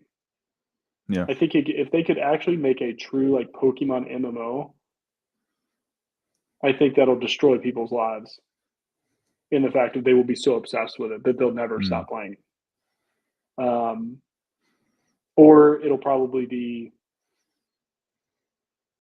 I mean, with the Apple Vision Pro, like I could see them making it to where that's it. It's Pokemon Go 2.0. Yeah. Like, I'm thinking something in virtual reality. Yeah. It's got to be VR. I mean, you got to think like you could, because the Apple Vision Pro is really augmented reality. It's AR because you're technically like, because VR, I think they describe it as like going somewhere else. You're right. AR is like interacting with your existing stuff, which is smart that Apple like calls theirs like their video headset or something. I can't remember, or the Apple Vision instead of like, here's our VR headset. It's not the same. Yeah.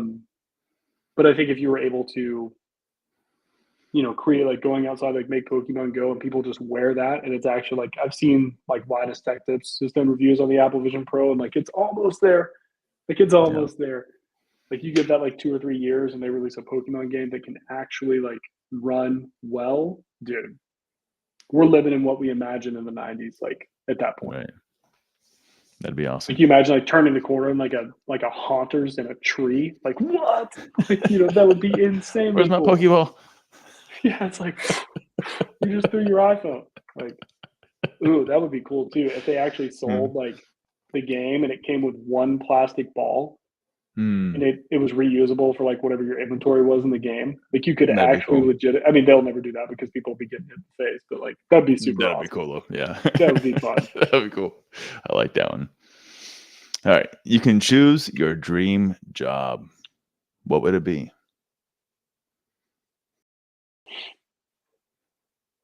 My dream job. If I had to work for somebody else, is how I'll take that.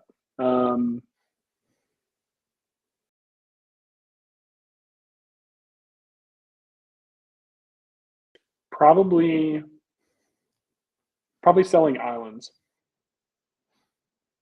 Wow. All right. That'd be pretty cool. Going bigger on the scale of the profit margins there for your sales initiatives. I love it. You get free helicopter rides. You probably own a helicopter at that point. Because there's a guy I remember I followed for a long time that did that. And I remember racking my brain. I was like, how the hell did this guy get this gig? Like, not only are you selling islands, you're talking to people coming to you saying, I'd like to buy an island, please. Okay. Let's have a conversation. I'm going to pull out my portfolio. I mean, plus it would just be super cool. Like, it would be super cool to do it, to be able to sell it to not only just consumers who just want their little island, whatever, but also like it'd be cool to do it for people buying, because there are actual people who do this, who build rental villas. They buy an island so they can then put rental villas. I wouldn't want to sell to companies. I wouldn't want to sell to like Marriott and those guys, because I'm sure that's like, I bet that's a logistical nightmare. operational nightmare. But when it comes to like individuals being able to find land like that, that would be really fun. Cool, man. I didn't Or know this that guy even who existed. the guy sells jets. He's a cool dude. I've watched a lot of his YouTube content. That looks annoying. I wouldn't want to do it, but it's selling islands Sounds cool. would be a blast. Okay. All right. Yeah, a couple a year, you'd be set, man. You'd be all good.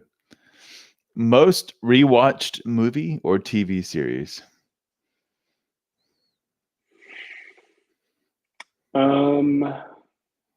Most rewatched movie has got to be Grandma's Boy, I would say. I've seen that movie so many times. Like, so many times. Most rewatched TV series is probably I don't usually rewatch a lot of TV series, but I would say either it's probably a tie between the In-Betweeners and Black Summer. I haven't heard any one of those. In-Betweeners is a British comedy show that follows these like losers, I guess is what I'll call them. And they go to like university, and it's so funny. It's basically think like Workaholics kind of, but the British version is the way that I would describe it. But they're in college. They're losers. They get in very cringy situations. If any of my guys are from like the EU or India or anything, like they know exactly what I'm talking about. I remember I told Oak, I was like, I love In-Betweeners, and he was like, wow, he blew his mind. I even knew what it was. And Black Summer is like the best zombie show I've ever seen of all time. It's on Netflix.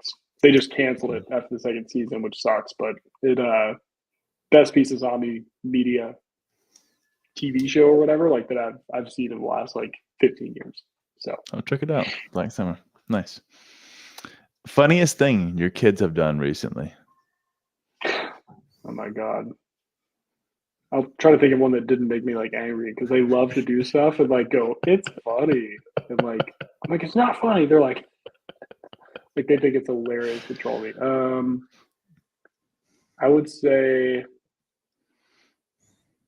funny thing. So I'm with them like all the time. So it's hard because it kind of like is like no merges together. I would say my oldest I just took to school in our new car. And so we had our original car, then we had a rental, and now we have this one.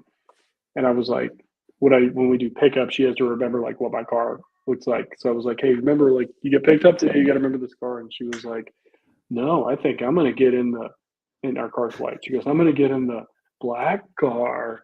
I like look at my rear view, and she's like, no. Don't do that. They love to troll please don't me. do that. They love to troll me because I'm so like reactive to them. That's like the one thing I have like no control over. I'm so reactive to my kids because I'm like, I don't know. It's like if you ever seen that clip of like Arnold Schwarzenegger where it's like if when mom leaves the house, he's like, shut up, sit down, be quiet. That's basically how I am. There'll be no more fun here. Yeah, I know you've had cake and you're 4, but like ignore the sugar rush entirely and shut up. Like that's basically like where I go. But I love it. Not like in a mean way. I'm just like, what are we doing? So I get trolled by my kids like constantly. Yeah. I love it, man. Good times, man. Those are the good times. Speaking of good times, this is one of them. Really enjoyed it, man. So we'll move on to the last part, and then we'll give it a close. And again, really appreciate the time over here. Thanks for going so long, man. This is awesome. I love long form content like this. I don't know how long you normally go, but 3 hours. I don't know if I've seen you do a 3 hour in a while. So. I enjoy it, man. I think it's usually somewhere between an hour and a half to 4. Yeah, basic was the 4. I love the range. Oh, of course it was. Basic old. Like no restroom breaks. The fans constantly going. He's just like, I'm set. Like solid. I'm Let's go. Anywhere. Let's go. Yeah. He's like, what do you got? More content? Let's keep going. All right, man. So you're born in the 90s. You're in Texas, Dallas, Texas, if I remember correctly, right? Mm-hmm. That is right. That's where you grew up, though, right? So that's not in Dallas, but in Texas, I should say. Yes. Yeah. Right. Well, I was born in Guam. Left there when I was like 5, and then came to Texas. But grew up, for sure, in Texas. And your dad was a classic car collector. For fun, yeah. Yeah, for fun.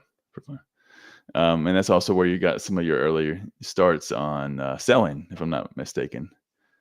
Some of your early accounts for selling was like on the car eBay car Oh, sites and stuff. Yeah, on eBay right. Motors, yeah. My Yeah. dad used to make me listen. I wasn't really selling. I was like 7, 8, and he's like the most classic, stereotypical boomer of all time. Um, didn't really know or care how the internet worked, so he was just like, "List this car for $30,000." And I'm like 8 years old. I'm like, but I did it. Like it was all listed. Like he sold like quite a bit through eBay Motors for a while. He's Wow. probably got like one of the oldest eBay accounts because I remember we had that thing on dial up, like waiting for car photos to load. Dude, like Yeah. Long compared time. to the other photos people were One waiting for, there was megapixel. no payoff. Like, yeah, it was not good. But yeah, that was my original like eBay introduction. But then he got you into driving some cars, as you said earlier. You had the '68 Fastback. You got to drive a '69 Charger, I believe, a few other things. Mhm. Um, that's for a dad, especially with the son. That's a huge moment to kind of share your passion, your love. Let them now drive the car that you probably spent years repairing and building, praying that everything goes well. But that also probably for you was a very special moment. Um, Not obviously it's exciting to drive the cars and to be behind the power Sure. and whatnot, but to be with your dad, to have that experience. Can you share a little bit of maybe some of those favorite moments there with your dad driving, maybe going out for ice cream or whatever it may be? Um, where does that It take you was back a to? little, so I would say it's like, have you ever seen that '70s show, Yeah, yeah, I loved it. Red Foreman? You know, Eric's Yep, dad. yep, That's our yep. relationship. Okay, got it. To put it there for Yep. you. Okay, I got it. Meaningful, yes, but like Okay. I was learning how to drive on those. Uh, my dad was a big like beer in the cooler guy, like just Yeah. let's go, son. Like, and that was just it's like a combination of Hank Hill and I Red love it. Foreman. That's how I would describe This my is a dad. great picture. Yeah, just very intense, like whatever. Um, so those moments were mainly like I remember being very annoyed at a kid as a Mhm. kid for like because I would be like embarrassed by my dad bringing so much attention because he would like drop us off at school and some of these things and like 56 Chevys, like crazy looking stuff. And he would do it like for like attention is the way I thought about it. I was like, I don't want all this attention. I don't want people like Mm. saying like this is like the seventh different car you gotten dropped off in or picked up at or whatever. So I used to be very It's funny. like embarrassed about it back when I was a kid. But now, like looking back on it, my dad was very, and I do get this from him. He would get very bored with the car. Right. Like he would I go could get see a that. good Yeah. deal, and he would move on. Like we flip cardboard, he was just flipping cars, like making money, like on the side, like hand over fist, because he would get bored driving them. It was almost like he Mhm. rented them, but got paid to do that. So mine was like I had some favorites of his that I really enjoyed driving, but it really was more about like this is one that he and I think he got more enjoyment seeing me enjoy it because he Mhm. by the time I was driving it, he was already like, I'm gonna already like get rid of this and go get a new one or like play around and like get another classic car. So um yeah, meaningful that I got to share it with him, but more that I get to bring more enjoyment for him to his hobby because I'm not Right. a car guy. I don't care about classic cars. I don't care about muscle cars. Like I could not like anybody who's handy with cars would look at me and be like, dude, like this is embarrassing because like I can change my tire, I can Right. tinker and like try to fix something, but like if you ask me where anything is in the car, dude, I have no idea. Like it's not.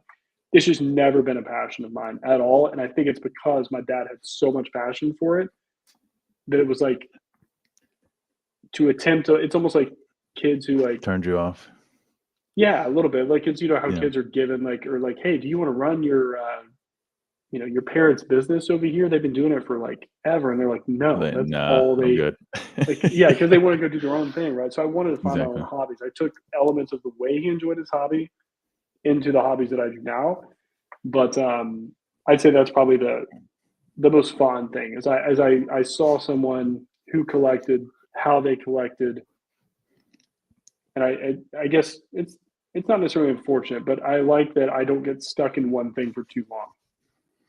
Yeah. Like meaning Yeah. that like Keep it I fresh. expand different. I take what I learn in one market and kind of expand it Right. to other things. So yeah, Okay. that's my very long-winded answer to that. That's all right. But I love it. Yeah, we got this one earlier, Ray. I think he said it was the 69 Charger. 69 Charger. Yeah, Yeah. that's my favorite classic car. I mean, there's so many cool ones. What color though? I love plum crazy purple is Nice. the specific actual like Yeah. paint that they had for them. That's a really nice. Nice. So I like the canary yellow. see, but that's it. And that's a good one. I like classic cars with bright colors. Yeah. I think it's cooler. Like just those bright reds, purples, like yellows. I fully agree.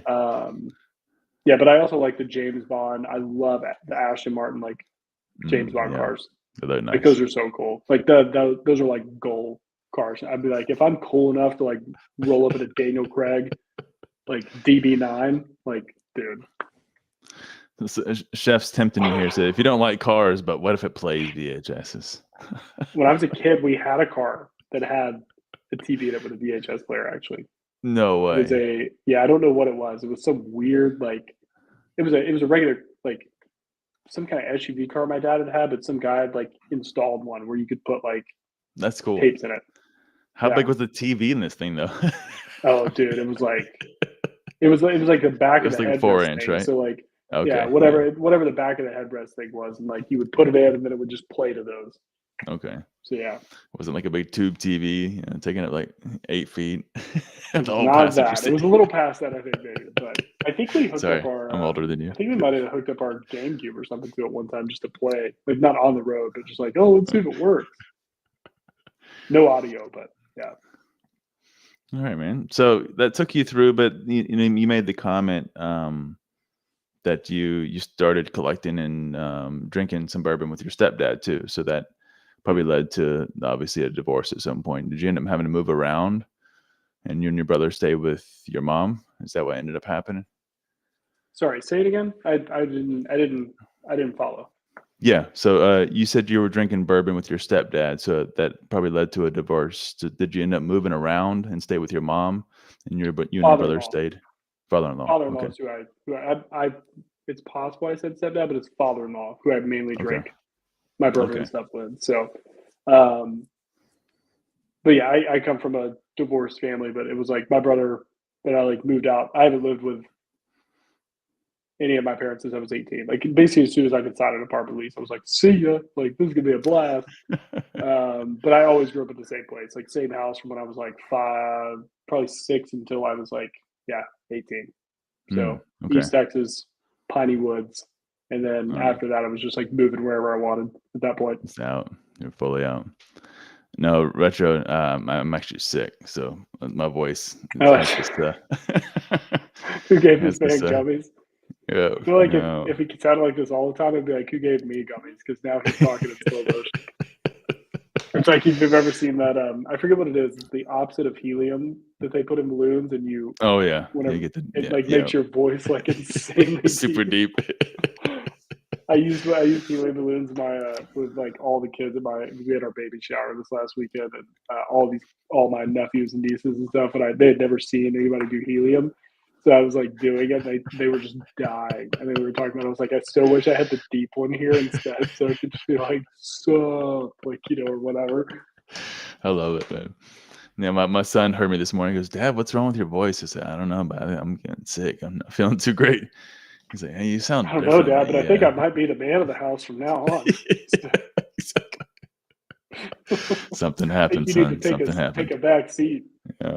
Have a seat, Dad. Have a seat. Taking a toll on you. So how did you meet your wife, man? I didn't get to hear that part of the story before you jumped in the journey of family and 3 kids later. Where'd you meet? We grew up together. We went to middle school together. And then nice. High school sweetheart. Yeah. Middle school sweetheart. We actually didn't get together until 2014. We always had like kind of like dated off and on, but it wasn't ever like anything. So we just really enjoyed each other. It was like good friends and like never really lost like connection. We could see each other after like 8-9 months of not like even talking at all, and then seeing each other and being so pumped. And like it's like you go hang out with your best friend. It was almost like not a best guy friend type relationship, but like the specific thing that happens in guy relationships where I can see like I can not see somebody for 5 years and we can pick up like it's nothing. Like there's nothing that's changed in the dynamic, and it's like, all right, we're good. It was kind of like that.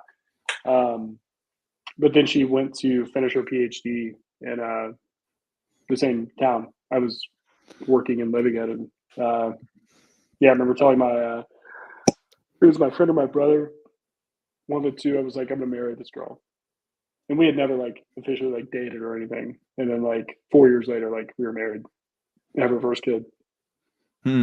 So, how was the transition going from friends to dating? Was it weird at first? not really, because it was never like a like friendship. Like it wasn't like It wasn't like that. hello. Like it was like there was an understanding. Like I was never. Did you like, just do a handshake? Yeah, like hi. Like it was none of that. Like, cause there's friends that are girls and there's girls that are like, you're friends with, but it's like, it's just different. It was like, cause it never worked out. Cause I was like with somebody or she was with somebody. So it was like, nope. Lost your. Hold on. You lost me. Yeah, I got you now. Wait a second. Yeah. You switch back to the other one. Let's see if this one's charged now. That's when you know you're doing a podcast right. It's when you wear out both of your buds. All right, how am I now? You're coming through the computer. Am I back? Yeah, I know. Well, that's what I do. I always wear one. Oh, I am. Okay, let me change it real quick. But it just turned back on. I always wear one because it makes it easier. Yeah, you can switch back and forth. In case one dies. Yeah. right. Yep, it's back. Is that better? Okay. Cool. Yeah, so you were just speaking to transition into. Yeah, so it's like it was one of those things where you like, you have friends that are girls, and you have girls that are friends. It was like I was always with somebody, she was always with somebody. So it was like it finally worked out. And I was like, yeah, I'm gonna marry this girl. Like this is like my goal. I was like, that's my person. Like I'm ready. And There's your trophy. Yeah, that's what I did. So I was like, it just worked out. It was hard, but it was like, it was the treasure hunt, dude. Like I found it. It's like I'm not gonna let it go. Exactly. There it is. What's one of your favorite moments with your wife? Probably PG-13 version. Yeah, right. So we're clear. Man, this one day. No. Probably going to Antigua, I would say. Yeah, probably Antigua was really fun. Because that was just like our trip, and it was a good time. It was one of the most beautiful beaches I've ever seen. Probably that, I would say. Okay. Like and that was before it kids? was like one of the last.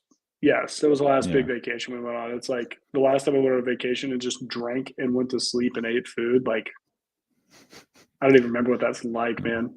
Like we haven't been on a vacation in like 3 years, if not longer.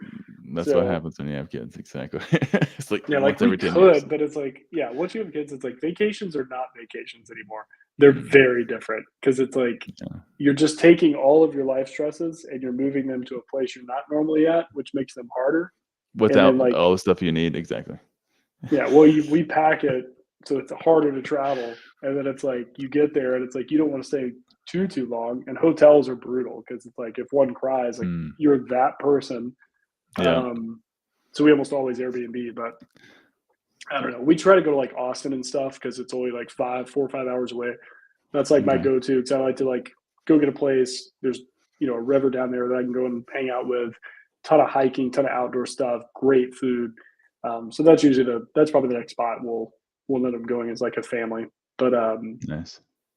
Yeah, the true vacations like until they're like out of like being children, which I'm pressing the reset button in August, like I'll have a lot more gray by the time I'm like, I'm going on this beach vacation with the family. So you're only how old? You look like you're 60. 34. I know, right?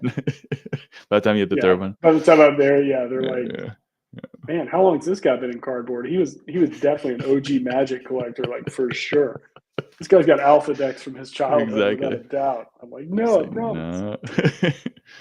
But tell me, man, how's it been moving and transitioning the married life? I don't know how long you have to keep that before having the first child, but how's it been now adding in the second and now prepping for the third? Huge change. like time doesn't exist. It's like, it's just kind of like, and I was saying we both work from home. So like my visual memory, very different because I'm in the same place 90% of the time. Really going to the post, that's another thing Pokemon has given me. I have to go ship orders to the post office. That's like an escape. I'm like, the only thing is it's like half a mile down the road. So I'm like, all right, let's go. Why are you gone so long, Dad? Hurry up. Come back home. The post office guy was like, why are you still standing here? I'm like, I just taking it in. I need a minute, man. I need a minute. Like, I come in here all the time. Look at, take my bright purple bubble mailers and let me stare at them. No, it's just, I mean, it's like super rewarding. It's super hard work, and it makes everything else meaningless, which I like. Like, I love, and I was, you know, to get like somewhat deeper. Hopefully this isn't the last question, but like, it's one of those things where like at my point in my professional life, my personal life, before my wife and kids and family and all that, it was like I had reached a financial point where it just, you know, I didn't have anything else to spend it on because I was such a like basic needs person. Like I was eating like brown rice and chicken and working out, and that's all I did. Like that's all. And I'd go to the bar. I would even look at bar tats. I would just like leave, and they were like, "You auto charge 20%." I'm like, "Cool. That means I don't have to sit there." Like I never even think about that stuff. But with that comes like the lack of motivation, the lack of like actual inspirational like purpose to go to something next level if you're so comfortable, you know. There's an emptiness with that. There's emptiness. There's trying to find something, to keep you going, and it's an odd feeling because it's like it's everything you've ever wanted. You don't have to worry about bills. You don't have to worry about anything else. Like you can just like do anything you want. But then you're like, I don't have anybody to like experience it with. Which what a you know. I mean, there's people I could have experienced it with, but it's like, you know, nobody I could be like, I'm going to go home with this person for the rest of my life. So I would say it definitely motivated me to do and be probably the best and happiest version of myself and as a human as I could ever have been now. Yeah, because my wife is I think I told you, she has her PhD. She's a marriage family therapist. So like I see a individual therapist, not out of like desperation of like everything's rock bottom, but I like constantly from a professional and a personal level, like try to develop myself and like try to make myself better and understand people and like understand why I react to people or like situations. And it's just like, I would have never done any of that without her. So, and my kids and like the motivation to be better. Because that's all we can do. Like you work on yourself, you affect people positively. Positive people attract positive people. Like it just builds out your whole world. And here's the thing, especially having kids and like, and I'm sure you went through this. Like when I was single, I had like all the friends in the world. Like I could walk in like to my local bars and I'd know 5 people that were already there. Like there's a very big amount of like kind of a loneliness feeling, at least from friendships, when you do start having kids. And like this is my experience. I'm not saying maybe it's general, but like people drop off compared to like what you had. Very much because so. I never blame anybody because I'm like, I don't want to go hang out with like somebody's newborn. Like I have to come to your house and like, no thanks, just sit there. Like, no, I'd rather go out and like, you know, whatever. So there's a little bit of a loneliness thing in there, you know, and, you know, from a guy's standpoint of being able to like, you know, at least in my traditional household, for the most part, I primarily provide. So like, it's like, that's my focus. And so being able to have like Pokemon is like an outlet for like these type of relationships. It's been really helpful because, you know, when you're providing, let's say you work from home, you got kids at home, you don't really go and visit a lot of places, you don't go on vacation a lot, you can get pretty lonely. Like, you know, or like not have just that social contact you need, I guess. So, and I think it's why a lot of, you know, guys I know like just put their head down and they work themselves literally to a heart attack at like 56 because they have nothing else to do. Like they're just like, this is where all of my energy is going. You know, so being able to, I think, have understand yourself and continuing to do that and understand that like it's okay to make time for yourself for even us to like do things like this and like have hobbies, have interests, like have independent things. Like don't morph into your significant other, but also don't like drift apart entirely. Right. Because I'm not a fan of Balance. saying like, well, we're just two completely individual people doing this together. Like I don't like that because like, no, you're not. Like No. you will take on each other's like you should take on each other's things Right. that you love about them. So it's like become better people together, but also like retain your individuality, I guess is like A good way to say what it. I've Yeah. learned. Yeah. Yeah. Fully agree. Yeah. And these outings like this, it's just such a special time and really revitalizes me in many ways. And I look forward to doing those types of things in person, you know, and much more in the future. This takes us into a really good point here to kind of wrap up this section, Peek, and that's going to be around what goal are you looking at? What are you shooting for? I mean, back to your point, striving to be the best version of you. What goals do you have for yourself as a father, as a husband? Well, I always relate it to like my professional life. And Okay. I've actually I've said this even to like, you know, people in my existing company. I was like, my goal in this stage of my life is to put in as minimum amount of time and extract as much as I possibly can from who I work for. Which in essence means I make you a lot of money, but I don't have to spend a lot of time doing it. So the reason that is because my work-life balance, I have like staggered it like so much. If I even put a percentage on it, it's like 95% life and 5% work. Like I just really Wonderful. prioritize it. So keeping that the same and taking advantage of a very like lucky, blessed situation, being present, being able to consistency is my biggest issue. Like consistently doing these things like without slip ups or like maybe longer stints between slip ups. Right. So I would say that, I mean, because I think being involved in especially like your daughter's lives are like so important in today's society. So really focusing on that, being there for those big moments. Husband, like not prioritizing my kids over my wife would be probably a struggle because you can find yourself like only focusing on that. And you're like, deal with it. Shut up. Like the kids are losing. Like, because I mean, you can. It happens, you know. And You it's can like make you a good forget excuse to justify it. Yeah. Yeah, and I don't know if it's just like guys, but it's like once we kind of like, I don't know. I'll talk for my own. I won't talk in generalities, but like if like I have the feeling like I've you know we're in a relationship, we've had kids. Like I got you. Like we're in this together. Like the game's been played. I don't have to keep the romantic like things happening. Like that's Right. not.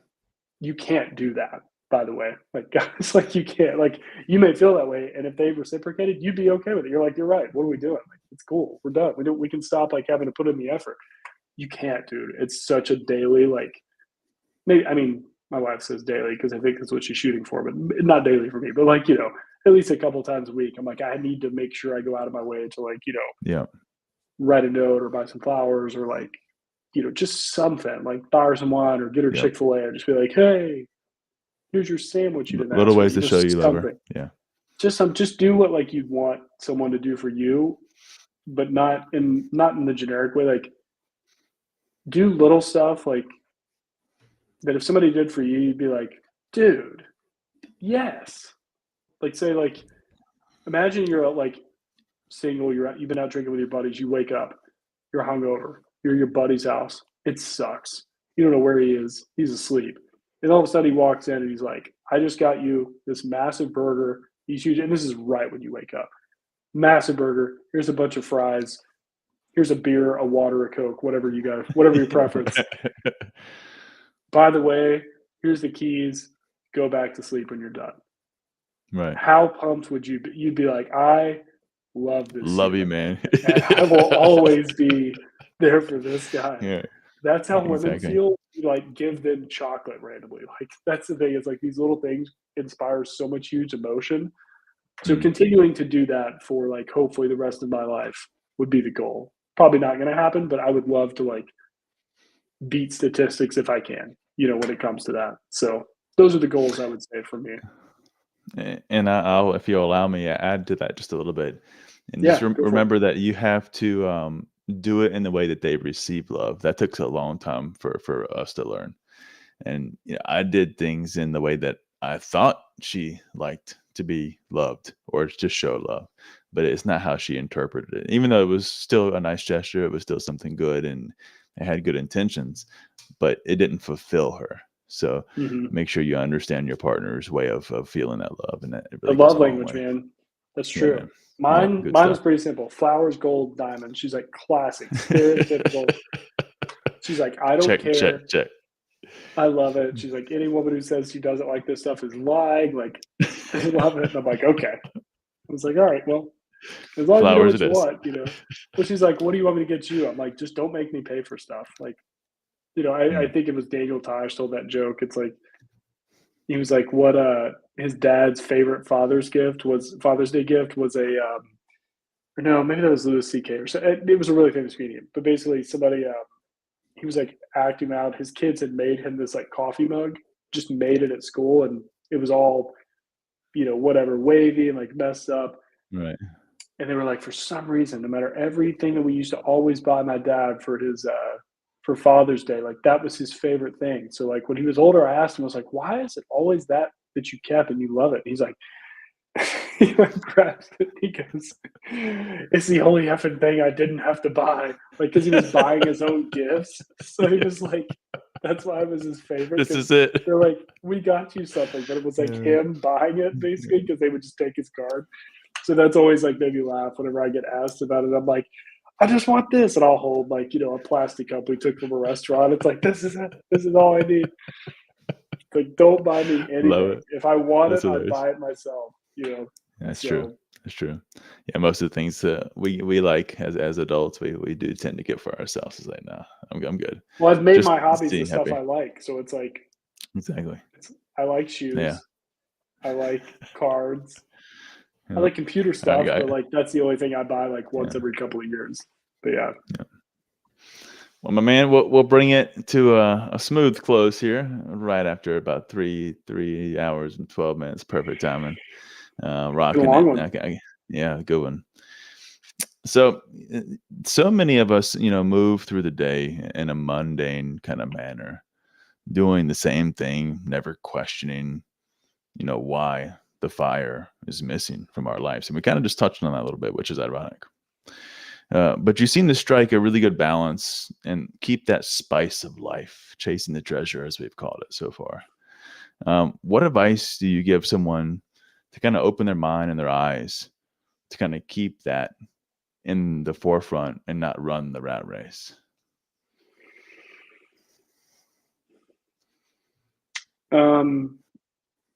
I would say convince yourself that everyone you perceive as like more successful than you has figured something out that you haven't yet.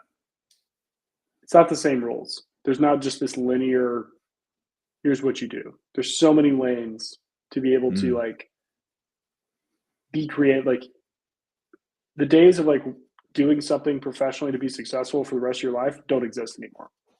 Kill it out of your brain. There is no 30, 40-year company anymore. It's never going to happen.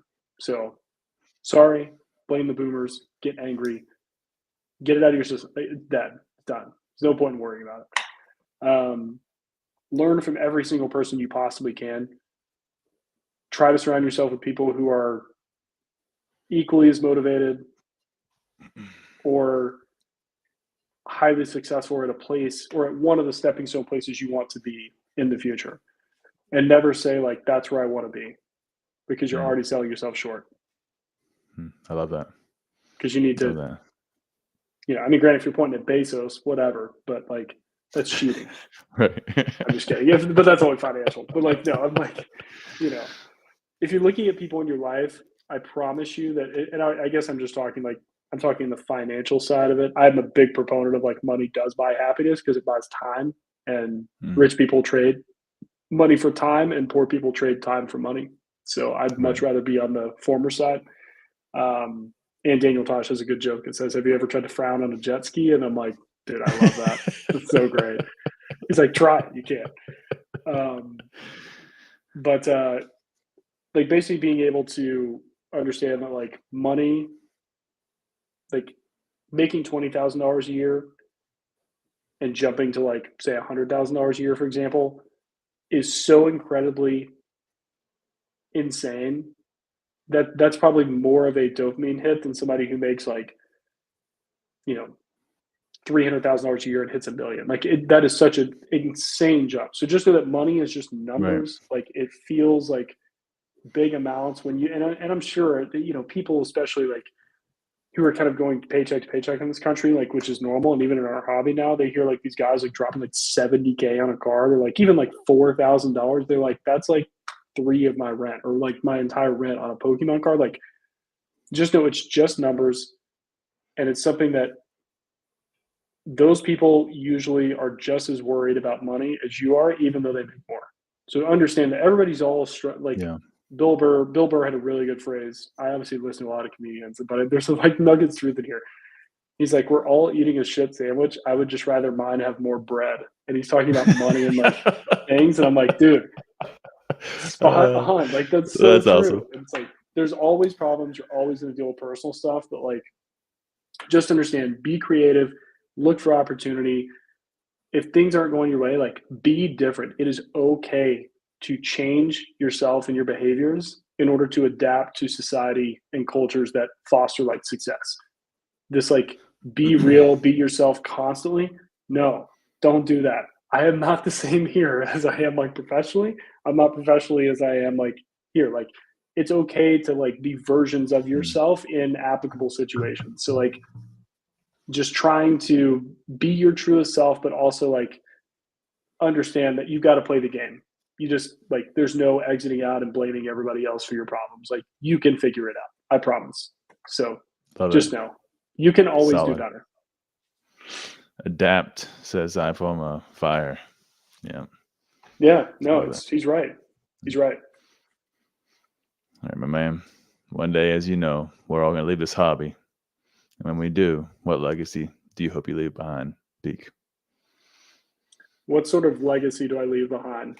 I think I might have mentioned it. I want to be the guy who people kind of remember. Or who, all right, hold on. Here we go. What's the best way to say this? So kind of remember, but never forgotten. I love it. I love it. Okay. Like Yeah, I don't that's want to the be like completely erased from it, but I also don't want to be. I don't want to have people go, PeekDatChu. That's who you're talking about. I want them to go, God, what was that dude's name? Who was that guy? He had like the Nigel Thornberry. Pete. That's who he. Yeah, Like that's what it is. Yeah. That's how I want it to happen because that means people had to really think, and it's buried in there deep, versus being I like love it. Lee and Hart, Pokey Rev. So yeah, that's that. To say it one more time. Kind of remembered, never forgotten. That's the legacy I would want. Beautifully said. Beautifully said. Peek, man, this has been an awesome journey. Really enjoyed it. We went deep down the rabbit hole, but I loved every second of it. And all the, I would say, nuances we had along the way. As I said in the beginning, kind of in the pre-call, I always appreciate the time that you spend. Deeply, deeply grateful that you spent it all with us here today. Again, everybody in the chat as well. Thanks for hanging out. We still got troopers in here after 3.5 almost hours. Really appreciate you guys. You guys are awesome. And of course, anybody to watch afterwards, check out Peek's links below. They're in the description. His IG, especially eBay, and I think there was one more. Linktree was there. So make sure you check it out. You won't be disappointed. And of course, we always look forward to seeing everybody else on the next Rants, guys. Thanks so much. Thanks, chat. Appreciate it.